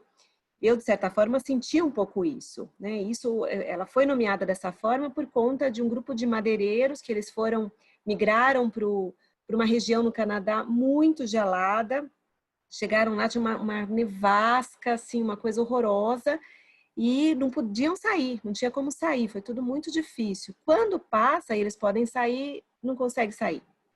Então, é um pouco que a gente está, né, vivendo essa experiência de algumas pessoas muito atravessadas pelo medo e que agora, né, quando há iminência de algum tipo de retorno, isso traz algo que é assim, eu não vou, não consigo, né? Então, acho que o que é lidar, primeiro assim, qual é o grupo real de trabalho, né? Qual é o meu grupo real aqui, o grupo meu grupo de educadoras, de todos que fazem a escola acontecer, como vocês estão? Aí tem aqueles que estão mais fortalecidos, já fizeram algumas coisas, já começaram a sair, aqueles que não. Em síntese, assim, me parece que esse trabalho, que ele precisa ser frequente e regular, como vocês estão, traz, isso aqui, a gente vai entrando em contato com essas percepções de segurança. O que eu quero dizer com isso, assim, é que uma professora que estava com muito medo, à medida que a gente foi trazendo dados objetivos, por exemplo, ó, hoje a gente vai estudar essa experiência, que é aquela coisa do Einstein que eu trouxe aqui, que eles fizeram essa escola funcionar durante toda a fase vermelha. O que eles trouxeram para a gente, que são dados bem objetivos para a gente ter como referência. Então, quanto que reduz a transmissão com o uso da máscara? Combinado com distanciamento, combinado com higienização. A presença de um avental nos colos, avental descartável, né? A presença de quando você vai ouvindo esses dados muito objetivos, isso ajuda a redimensionar aquela percepção de segurança. Eu acho que esse é um caminho, tá? Eu sei que não estou trazendo solução, estou trazendo caminhos aqui, dividindo caminhos que me parecem ser importantes. É a escuta do medo e, junto com isso, trazer dados que são muito ali objetivados, né, por uma experiência que está acontecendo. A outra é, por exemplo, com a questão do acolhimento, a gente está falando, é muito difícil voltar com bebês, com as crianças muito pequenas, não sei se a Teca também pode contribuir, né, trazer algum dado, mas assim, sem nenhum tipo, não tem como, né, gente? Aí é por isso, é muito difícil voltar se a gente não pode pegar no colo, não existe. Então, o que nos traz uma segurança para esse colo acontecer? O avental descartável, a máscara, não colar, não ter essa coisa do rosto muito próximo, né? O que tá todo mundo, a gente fala assim, você pode ter um abraço, que você sente o outro, mas o rosto não tá colado. A história do braço de costas, né? As crianças de costas, pequenininhas, e sente ali aquele aconchego. Eu tive a experiência ontem de uma criança que caiu, ralou o joelho, tal. Como é que você faz uma situação como essa, né? Então, você tem que ir lá, ela tem 4 anos, mas tem um cuidado, né? Tem uma experiência, tem um choro, a máscara molha, né? E aí você tem que ajudar a trocar a máscara. Mas isso tudo, assim, é um pouco como acho que vivem os médicos, né? Assim, você vai aprendendo de uma forma que tá tudo bem, você se sente segura. Mas o risco tá aí, né, Renata? Eu tô trazendo aqui elementos para a gente ter uma experiência de mais segurança, mas a gente sabe que o risco permanece, né? Enfim. Eu acho que essa questão que a Bia colocou de combinando as coisas, a gente vai fazendo o que dá, temos um conjunto de ações e a gente tem que, a cada momento, fazer as perguntas práticas. O que é mais importante agora? Acolher um bebê que chora muito, né? Ou preservar a minha saúde. Quer dizer, claro que preservar a saúde, sim, tem aquela história do avião que a gente precisa pôr primeiro a máscara na gente, depois colocar na criança. Mas um bebê desesperado, a gente vai e pensa, como eu posso fazer? E é isso, põe uma coisa no colo, se for um avental, algum lençol, alguma coisa, depois tira isso e põe para lavar, né? Pensar coisas práticas nesse sentido. Acho que já está respondido, mas eu só queria acrescentar uma coisa, Renata, que talvez você tenha perdido no começo, que eu achei que foi bem importante, que foi a fala da Dirce sobre a questão lúdica, né? Então, a gente também tem que abrir mão, você está falando mais dos pequenininhos, mas os pequenos que já são... Não, eu acompanhei. Ah, você acompanhou? Eu ouvi, legal. eu ouvi. Ótimo. É só para reforçar, então. Legal. Ótimo. Então, sigamos. É que assim, a questão mesmo da idade, né? Que, assim, os bebês muito pequenos, né? Eu acho que são situações que, como você falou, são situações práticas. Funciona de uma certa maneira para as crianças um pouco maiores, a gente vai aprofundando os graus, né? Isso vai mudando, conforme a idade vai mudando também. Bom, eu sou a favor de pegar as crianças e os bebês no colo, tá? Já vou dizer isso. Agora, a gente tem que ver isso, qual é o pânico do professor, quem aguenta, vamos substituir, quem pode dar esse colo. Tudo isso a gente vai ter que... Por isso que a gente está antecipando as questões, para vocês porem isso na roda e falar, gente, se acontecer tal situação, quem segura a onda, quem não segura? A gente vai pensar nessa linha, né? É isso.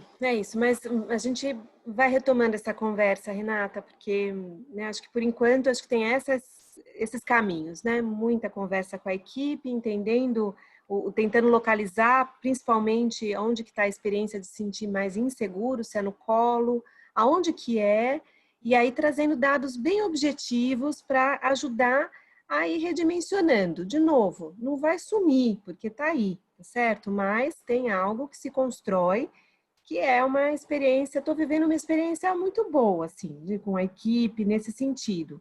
Mas, de novo, está todo mundo ali, né, com uma questão que permanece. Enfim, e por isso que a parte muito boa com famílias, com todos, é da corresponsabilidade. Essa é uma conversa muito importante com as famílias também. A gente aguenta, né?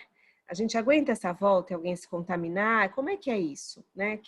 De quem vai ser a responsabilidade se acontecer alguma coisa? Porque essa fatura não pode vir para a escola. Né? Se a gente abre, tem tudo mais, acontece uma contaminação, essa fatura não pode ser da escola, né? De falar, ó, aqui, ó, culpa de vocês. Isso não pode. Essa conversa com as famílias é uma conversa muito importante. Ou a gente, vamos fazer aldeia, né? Não é para educar uma criança, precisa de toda uma aldeia. Essa é uma fase que a gente está colocando a aldeia total à prova. Vamos fazer isso junto, né? A gente consegue fazer isso junto? Está todo mundo se cuidando fora da escola? Como é que a gente volta? Né? Se acontecer qualquer coisa, de quem é? Não é daqui, não é dali, é todo mundo respondendo por isso. Então, essa é uma experiência realmente, acho que nova para todos nós. Nessa dimensão, totalmente nova, né, gente? E exigente, muito exigente. Bom, vou entrar aqui num outro assunto que nos ajuda também a manter essa conversa, porque é do campo simbólico, é do campo das narrativas, e é também do campo político, que acho que a gente também está trazendo hoje, essa dimensão política está muito presente. Né? Nós vamos falar aqui das práticas de leitura na linha das narrativas e organizamos as práticas da leitura em dois campos. O primeiro, na dimensão política, e o segundo, a dimensão existencial e subjetiva. Esse campo político entra muito no sentido de a gente nunca perder de vista que quando a gente insere, né, e a responsabilidade que a escola tem de inserir as crianças no universo da linguagem escrita, traz a dimensão política, porque, primeiro, um sistema democrático só funciona com leitores e escritores. Primeiro, por esse ponto. Né? De novo, qual é o nosso projeto de país? Qual é o nosso projeto de nação? E se é um projeto, né, claro, que precisa ser democrático, né, com uma base democrática, a gente necessariamente precisa se responsabilizar como escola e se comprometer do ponto de vista ético com a formação de leitores e escritores. Esse é um princípio. Então, nunca perder essa dimensão. Porque também participar da cultura letrada, né, é um direito das crianças, dos jovens, de se colocar como parte integrante da cultura.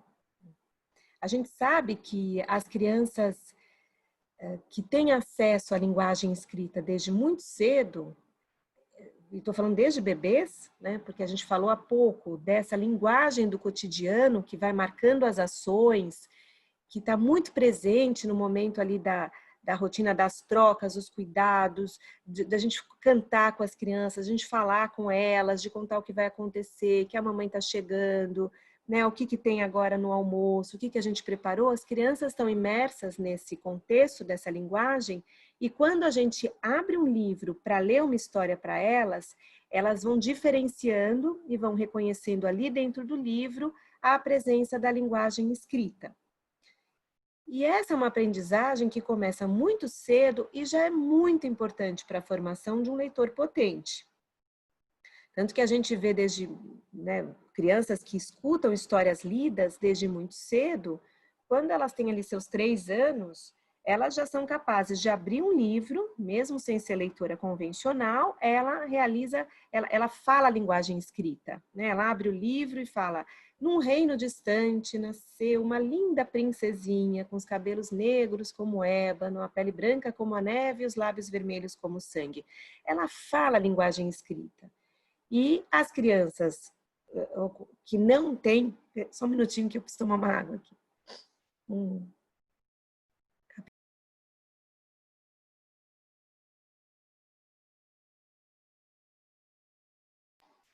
Pronto. Foi.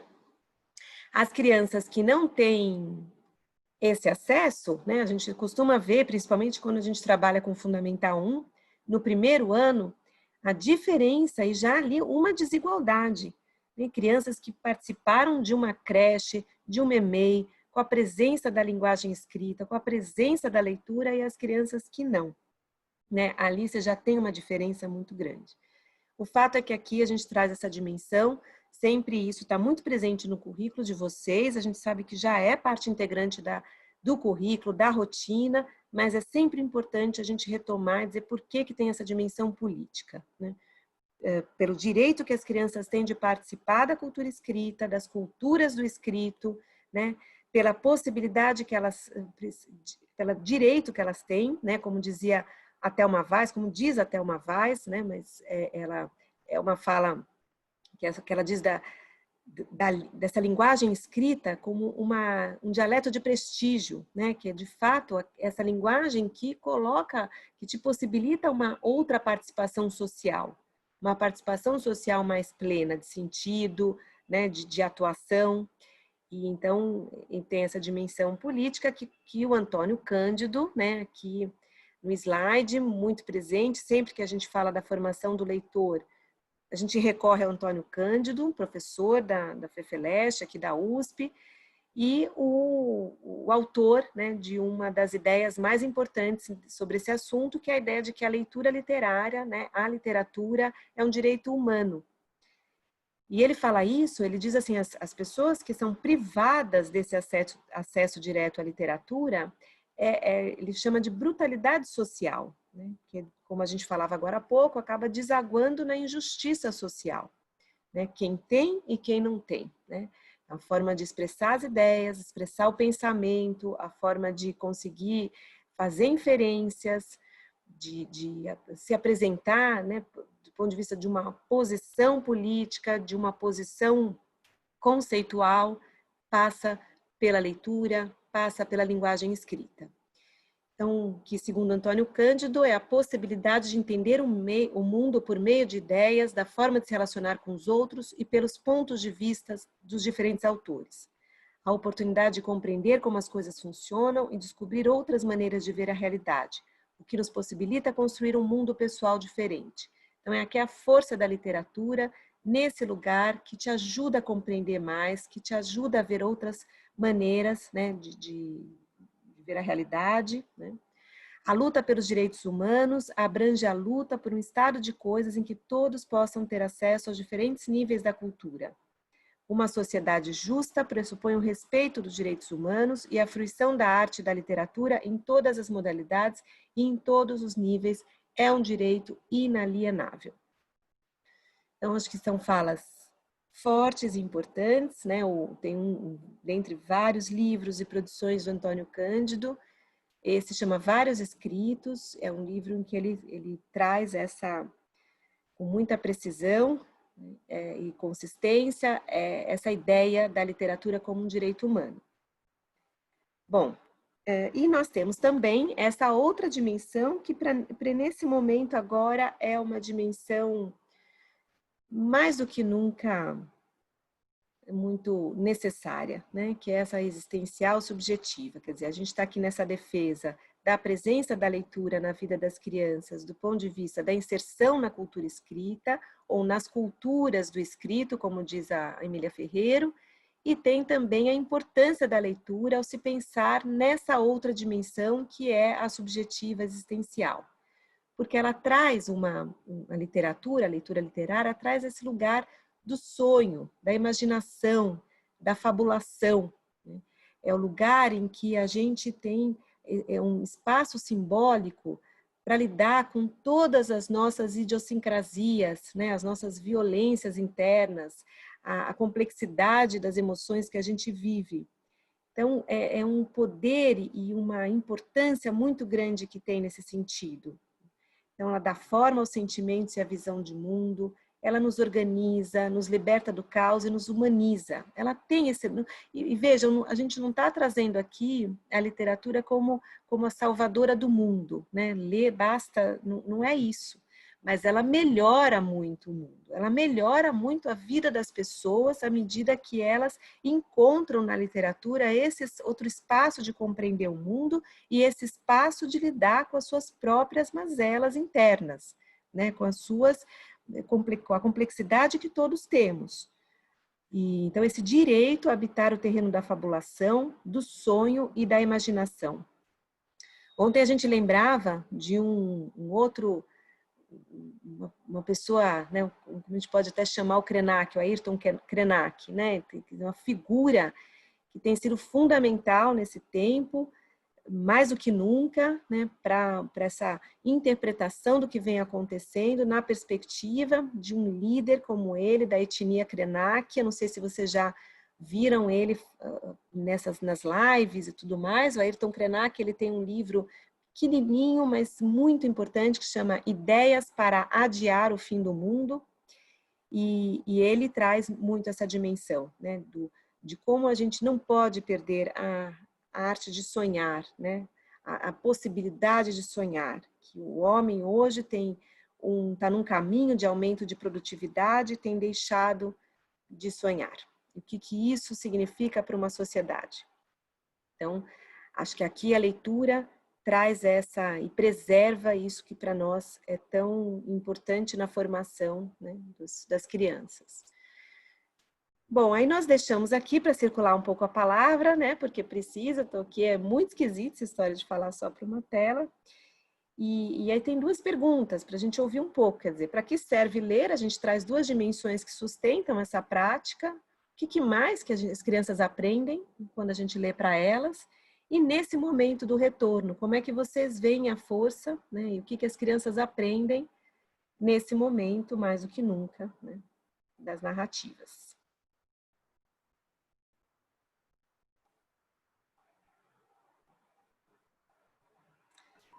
Oi, Bia. Oi, Renata. É a Tatiana, tudo bem? Tatiana, que eu vi que a Renata apareceu. Oi, Tatiana, vamos lá. É a Tatiana. Eu fiquei refletindo um pouco a partir da sua fala, a partir da contribuição que as colegas trouxeram, e voltei um pouquinho o meu pensamento naquela pergunta inicial, quando você compartilhou com a gente o vídeo das crianças conversando sobre a chuva, né? Porque, pelo menos para mim, a leitura que eu fiz ali foi de que eles estavam vivendo a experiência de assistir ali a chuva, né? Sentados naquela cadeirinha, me parece que a chuva estava caindo naquela hora, né? Então, era uma experiência rica, porque eles não estavam falando sobre algo que, logicamente, eles já tinham visto, a chuva caindo, mas estavam vendo a chuva ali. Então, eu queria destacar primeiro essa importância, né?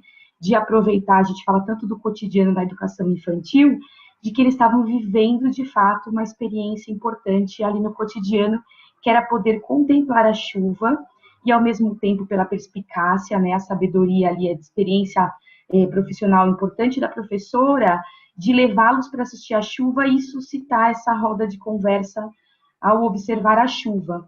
E aí, naquele momento, você nos perguntou no slide quais as competências que estavam em jogo, né?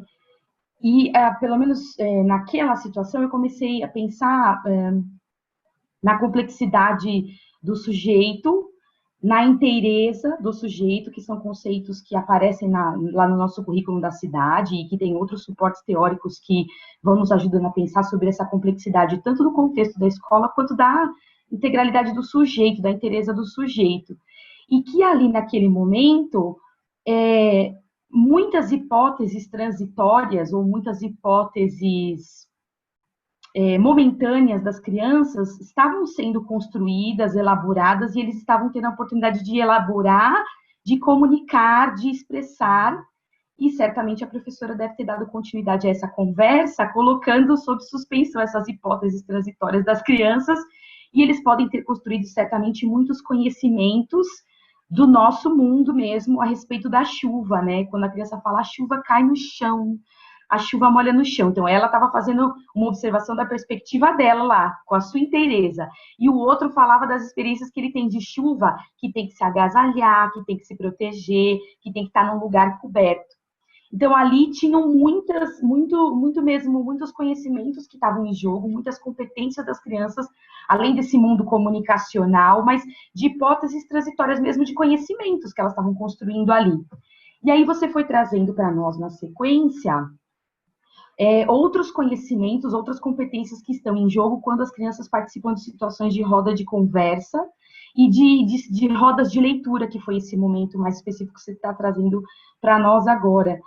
E aí eu fiquei fazendo reflexão sobre isso que você trouxe e fiquei pensando também na questão da arte, né? A gente tem discutido muito, foi inclusive para o protocolo de retorno às unidades, a sugestão de trabalhar muito com a arte, né? Com a música, com a dança, com o movimento do corpo, né? Com algumas esquetes teatrais que as crianças possam fazer com os professores, com fantoches, com obras de arte, com fotografia, trabalhar a arte como uma forma de expressão. Mas daí você provocou tanto a gente nesse momento a olhar para a questão da leitura, da contação de história, das histórias infantis, e eu fiquei pensando que as crianças também acessarão a arte com muito mais sensibilidade, com muito mais compreensão, se viverem muitas experiências de contato com essa leitura, né, com as rodas de conversa, com esse mundo comunicacional.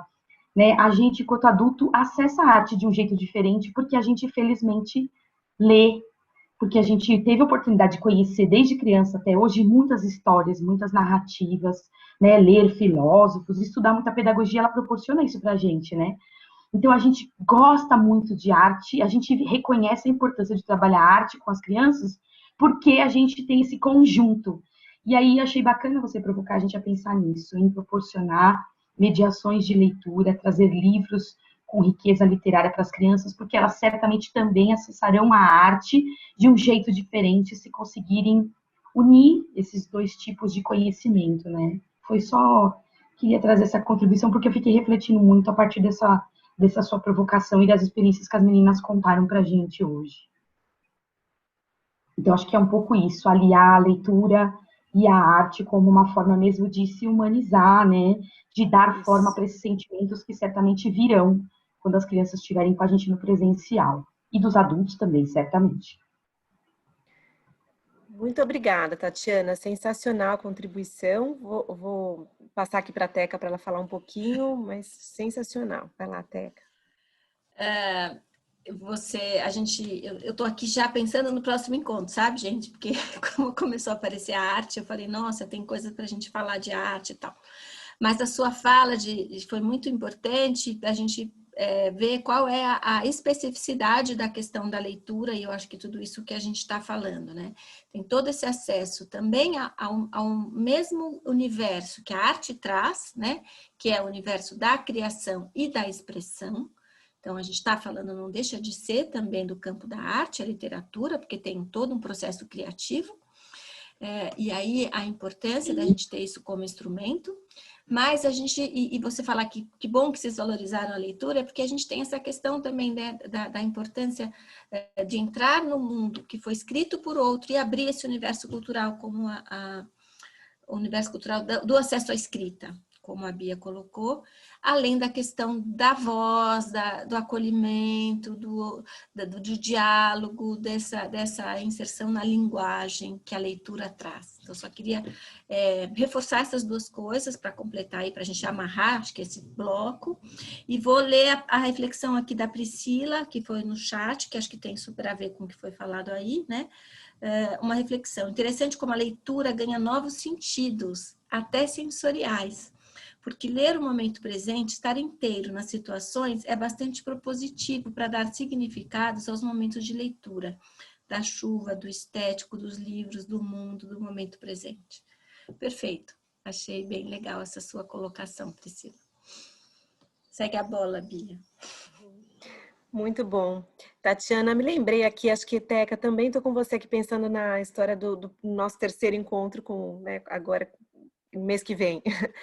essa questão da arte, porque é isso, assim, e a literatura, ela tem esse espaço de ajudar as crianças a construírem uma reserva simbólica.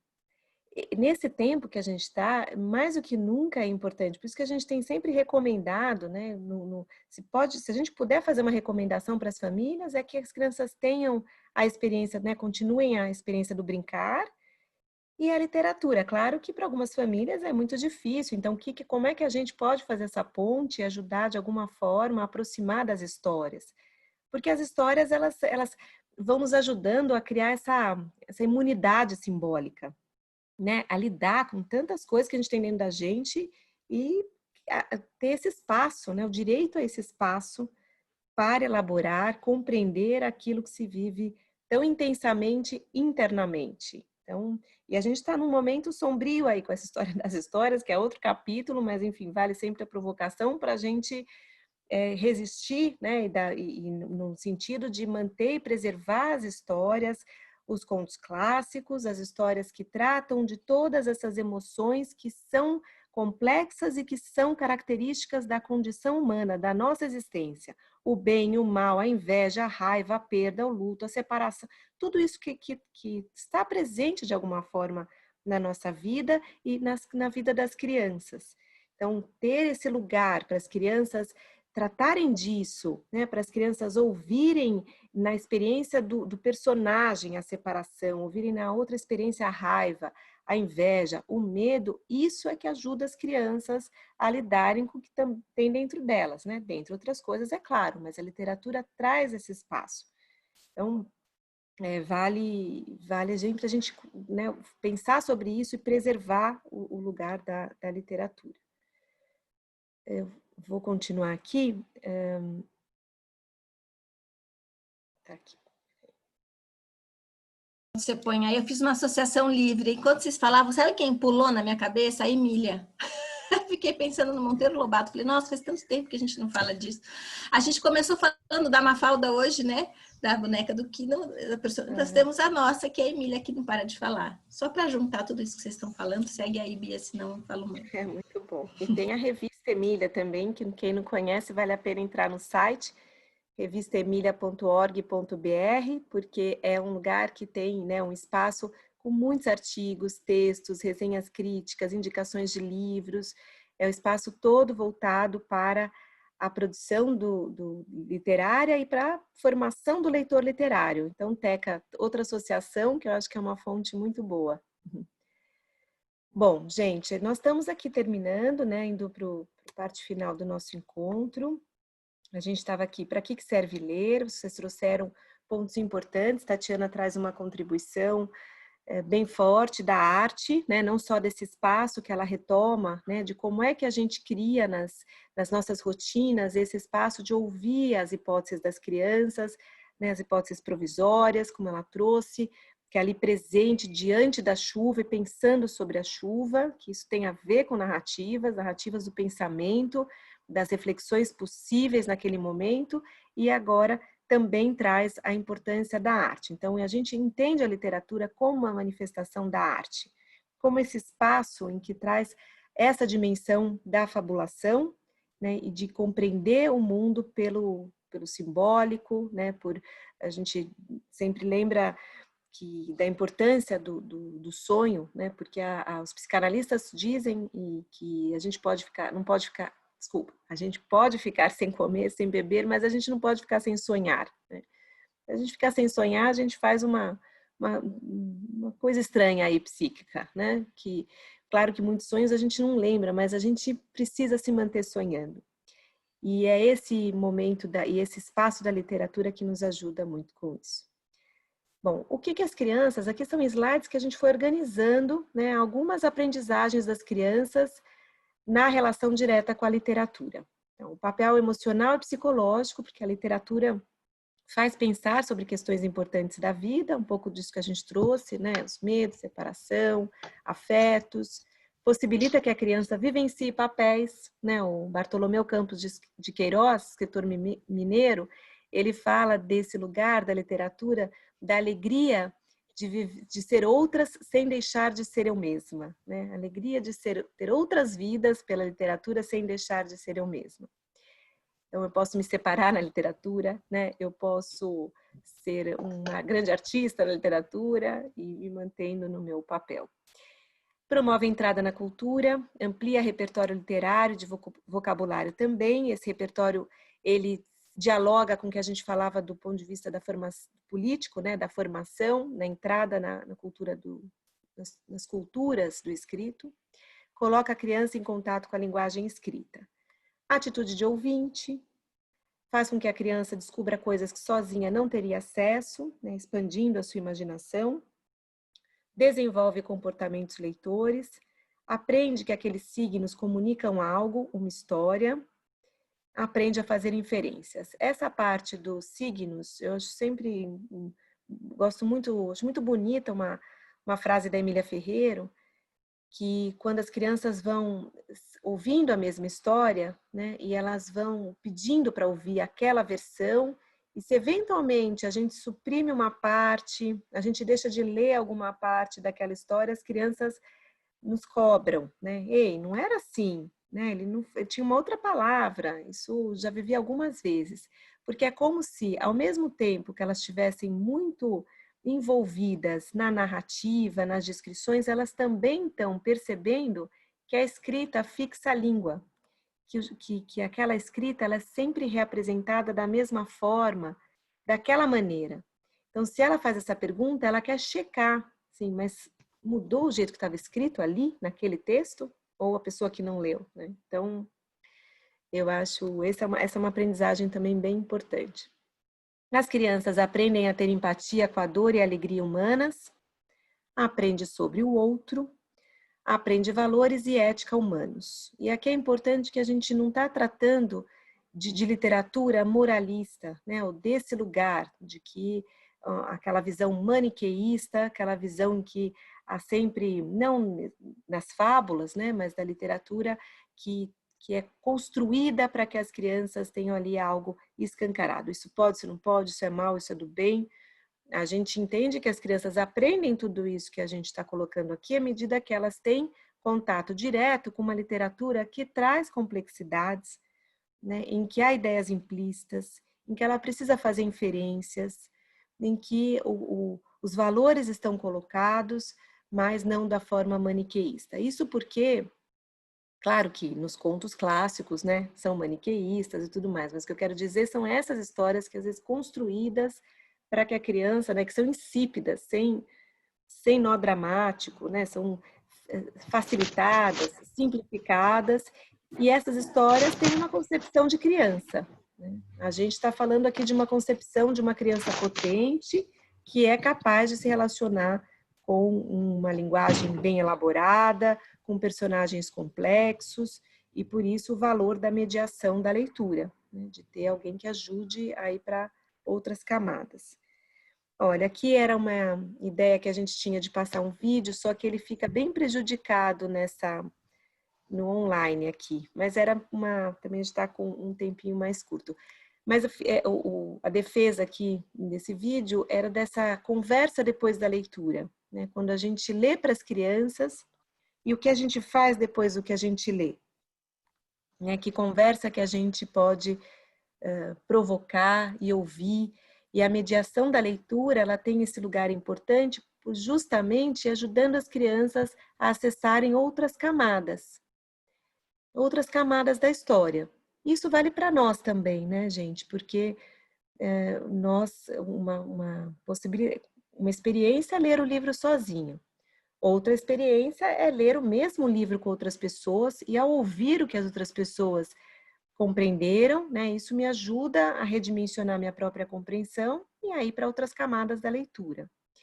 Isso é só um parênteses aqui, porque a gente, quando faz essa defesa da leitura literária, ao mesmo tempo a gente sabe que muitos dos nossos educadores, muitos da própria equipe de gestão, muitos de nós, não têm uma relação tão presente com a leitura literária. E por isso que a defesa, do ponto de vista da formação, é a gente sempre encontrar um espaço nos encontros, nos HTPCs, nesses espaços criados, para a gente ler e compartilhar uma boa experiência de leitura. Porque não basta a gente falar que precisa ler, que é importante, não é dizer que é bom ler, que o outro vai ler, né? Tem que passar pela boa experiência da leitura. E são essas experiências que se faz muito no coletivo que conseguem aproximar os adultos da leitura, né? Bom, gente, eu vou terminando aqui. O que vocês estão vendo nessa tela é um exemplo também para esse retorno, mais uma ideia que a gente queria dividir com vocês. Como nós não vamos poder ter um acervo de livros na sala para as crianças manusearem, a gente vai poder fazer a leitura de um livro que fica com a professora. Então, as crianças vão ouvir a história, vão ver as imagens, mas não podem manuseá-lo, que é uma restrição importante. E aí tem uma ideia que a gente já dissemina há bastante tempo, que foi de uma colega nossa do Avisalá, nossa querida Denise Naline, que no ProSaber, que é uma instituição que fica dentro de Paraisópolis, quando eles criaram uma biblioteca, a Denise teve essa ideia de fazer a festa dos 100 livros.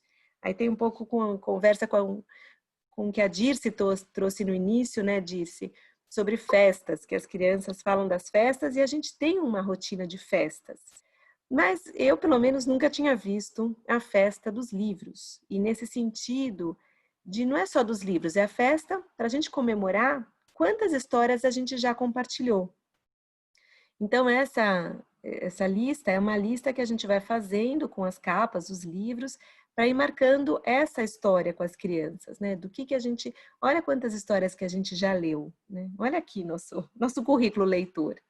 E depois a festa para comemorar os 100 livros. Claro que agora 100 não dá, né, gente? Mas talvez dê 20, né? Bom, eu vou para o último slide, aí a gente abre para fazer as considerações e ouvir vocês. Terminando aqui essa parte da leitura com essa ideia da festa dos livros, a gente queria deixar a proposta do fórum.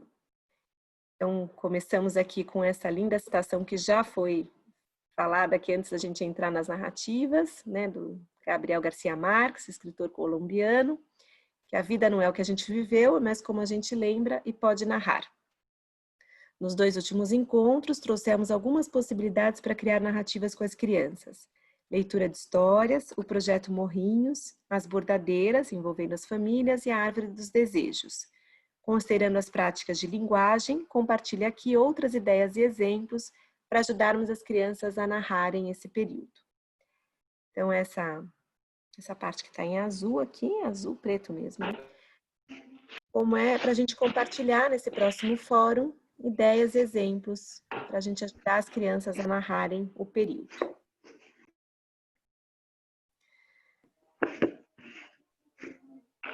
Bom, deixa eu ver aqui, eu acho que a Teca caiu, né? Faz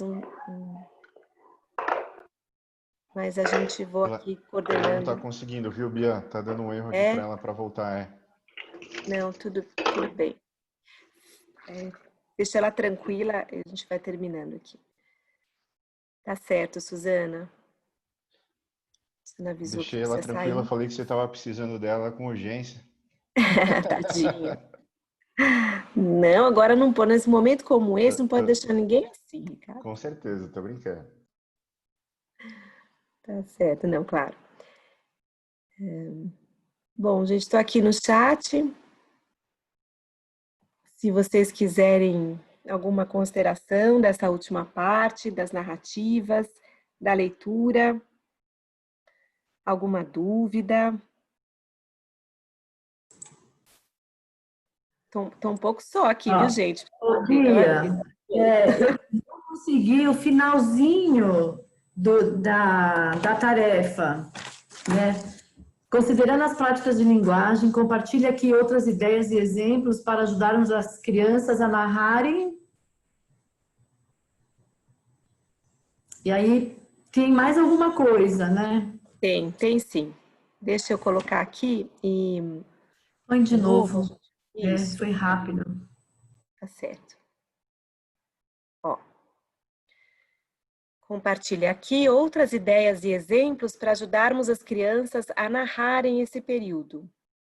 Então, que outras coisas a gente pode fazer, né, e que vocês já vêm fazendo, naquela linha da gente compartilhar, né, da gente ir se ajudando, tendo ideias e trocarmos essas ideias entre nós.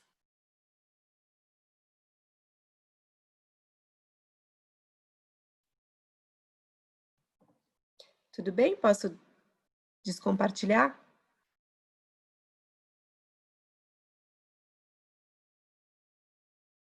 Descompartilhei. Deu tempo, né? Deu sim. Obrigada, Bia. Imagina.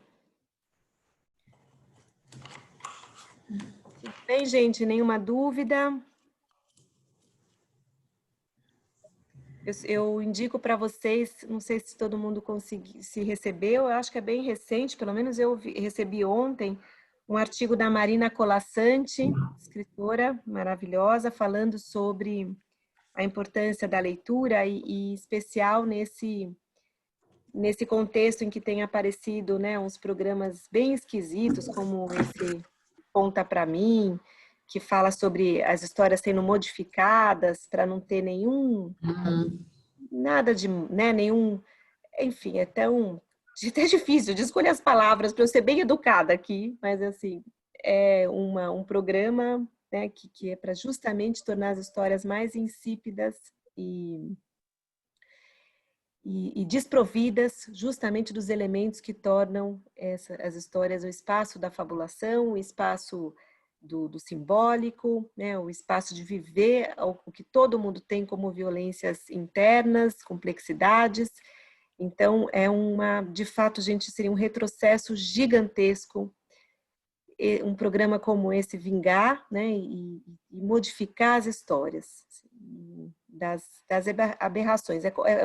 E o pior é que tem uma ideia, além de tantas outras ali, é como se assim, se as crianças só tiverem contato com histórias que falam do bem, com histórias que não tratam do mal, de nenhum sentimento, né, que não seja uma grande virtude, não vai ter maldade no mundo. É justamente o inverso, né? Eu preciso do espaço simbólico, eu preciso abrir a barriga do lobo, eu preciso costurar a barriga do lobo para não abrir o outro, né? Para não fazer isso na realidade. É desse espaço simbólico que é tão importante. Mas você queria comentar, Dirce?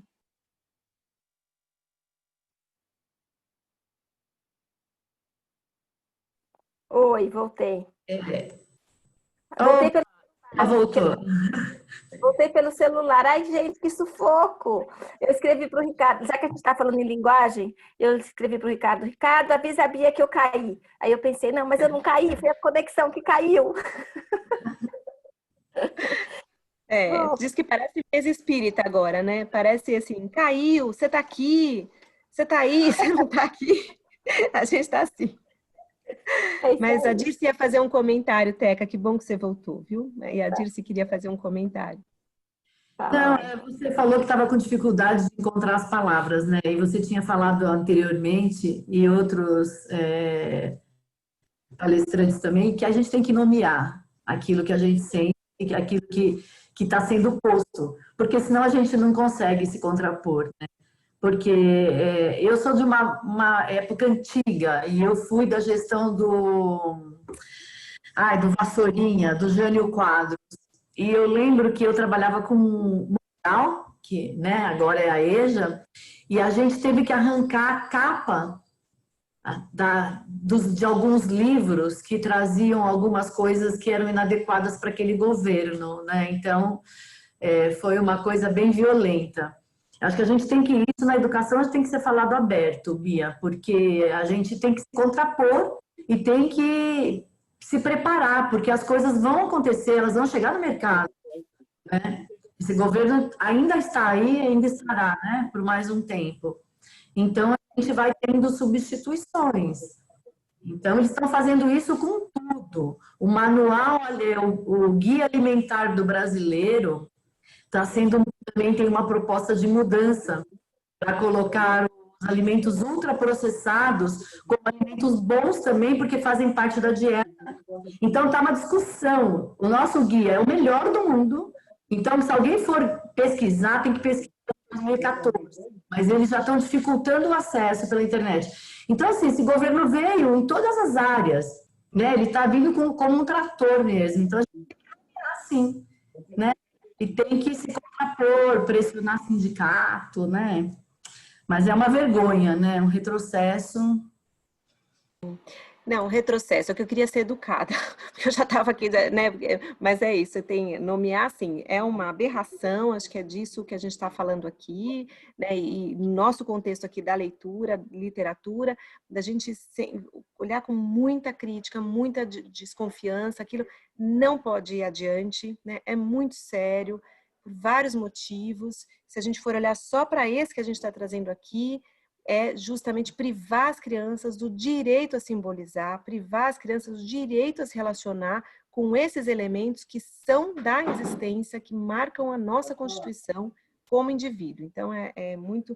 E tem o da educação especial também, né, gente? Que é outro decreto aqui, um outro retrocesso gigantesco, enfim. Mas vamos terminar na arte, vamos terminar aqui com a crítica, com algo que, né, do lugar importante que a gente precisa se colocar, nós que fazemos escola, que fazemos educação, esse compromisso ético que a gente tem com a formação dos nossos alunos, das nossas crianças, então essa resistência desse lugar é muito importante. Mas eu fiquei pensando aqui só para terminar, já que a gente está com poucas falas, né, mesmo assim, as pessoas estão comentando, que foi legal. Eu lembrei de uma música do Caetano, que ele fala assim, que o samba, falando dessa arte no lugar do respiro, né, de nos ajudar para a gente não cair na desrazão, para a gente não enlouquecer, né, como a arte é fundamental para nossa constituição psíquica, para o nosso lugar emocional, e aí é aquele do Caetano que fala, o samba é pai do prazer, o samba é filho da dor. O samba transformador, né? Samba transformador. Então, é o grande transformador. O samba é o grande transformador. Acho boa, que é Teca. É isso. O samba é grande. Eu sempre lembro desse transformador, né? Que transformador. É super bonito. Tá bom, gente. Então, acho que vamos fechando aqui, concluindo. Fica a proposta do fórum. Fala, Teca. Eu tô sem capacidade de escrever no chat agora, eu estou pedindo para o Ricardo colocar aí pelo celular. A Dirce pediu para colocar o artigo da Colassante, tá? Mas eu não estou conseguindo. Mas se colocar se colocar na internet, não conta para mim, Marina Colassante, deve aparecer. Uhum. Ricardo colocou aqui. Ah, então tá bom. Boa, Ricardo. Estou tentando ser rápida por aqui. Não, é foi horrível super. ficar no celular. Bom, gente, encerramos então? Encerramos. Ricardo, a lista de presença, a Dani está perguntando aqui. Não tem mais, eu vou pegar no Zoom a partir de agora, é isso. Maravilha. Então é isso, Dani. Gente, bom final de semana, boa sexta e bom feriado também. Tchau para todos. Obrigada, viu? Bom dia, aliás, boa tarde para vocês. Eu só passei para falar, eu saí do meu login para não dar interferência, tá? A gente acompanhou por um aparelho só aqui, tá bom? Tá ótimo. A gente tem feito um convite, sempre que tem reunião, de abrir as câmeras no final, né? Seria tão legal abrir para ver quem estava com a gente. Eu e a Bia adoramos isso. Ontem aconteceu num dos grupos e a gente ficou muito feliz. Nossa, é muito legal, né? Bom, gente. É uma delícia. Mesmo à distância, a gente está, né? Tá conectado. Bom ver os rostos, os sorrisos, né? Os tchau. Muito boa. Adorei, Dirce. Obrigada. Que bom, gente. Obrigada, né, Teca? A gente estava falando disso ontem. Dá uma solidão. Dá mesmo. Quando a gente faz reunião, então, meu Deus, só fico vendo foto. Falei, não, a gente precisa, né, aparecer. Isso aí. Tá. Gente, obrigada, viu? Bom feriado. Tchau, obrigada. Tchau, boa Obrigada. Obrigada. Tchau. Sigamos.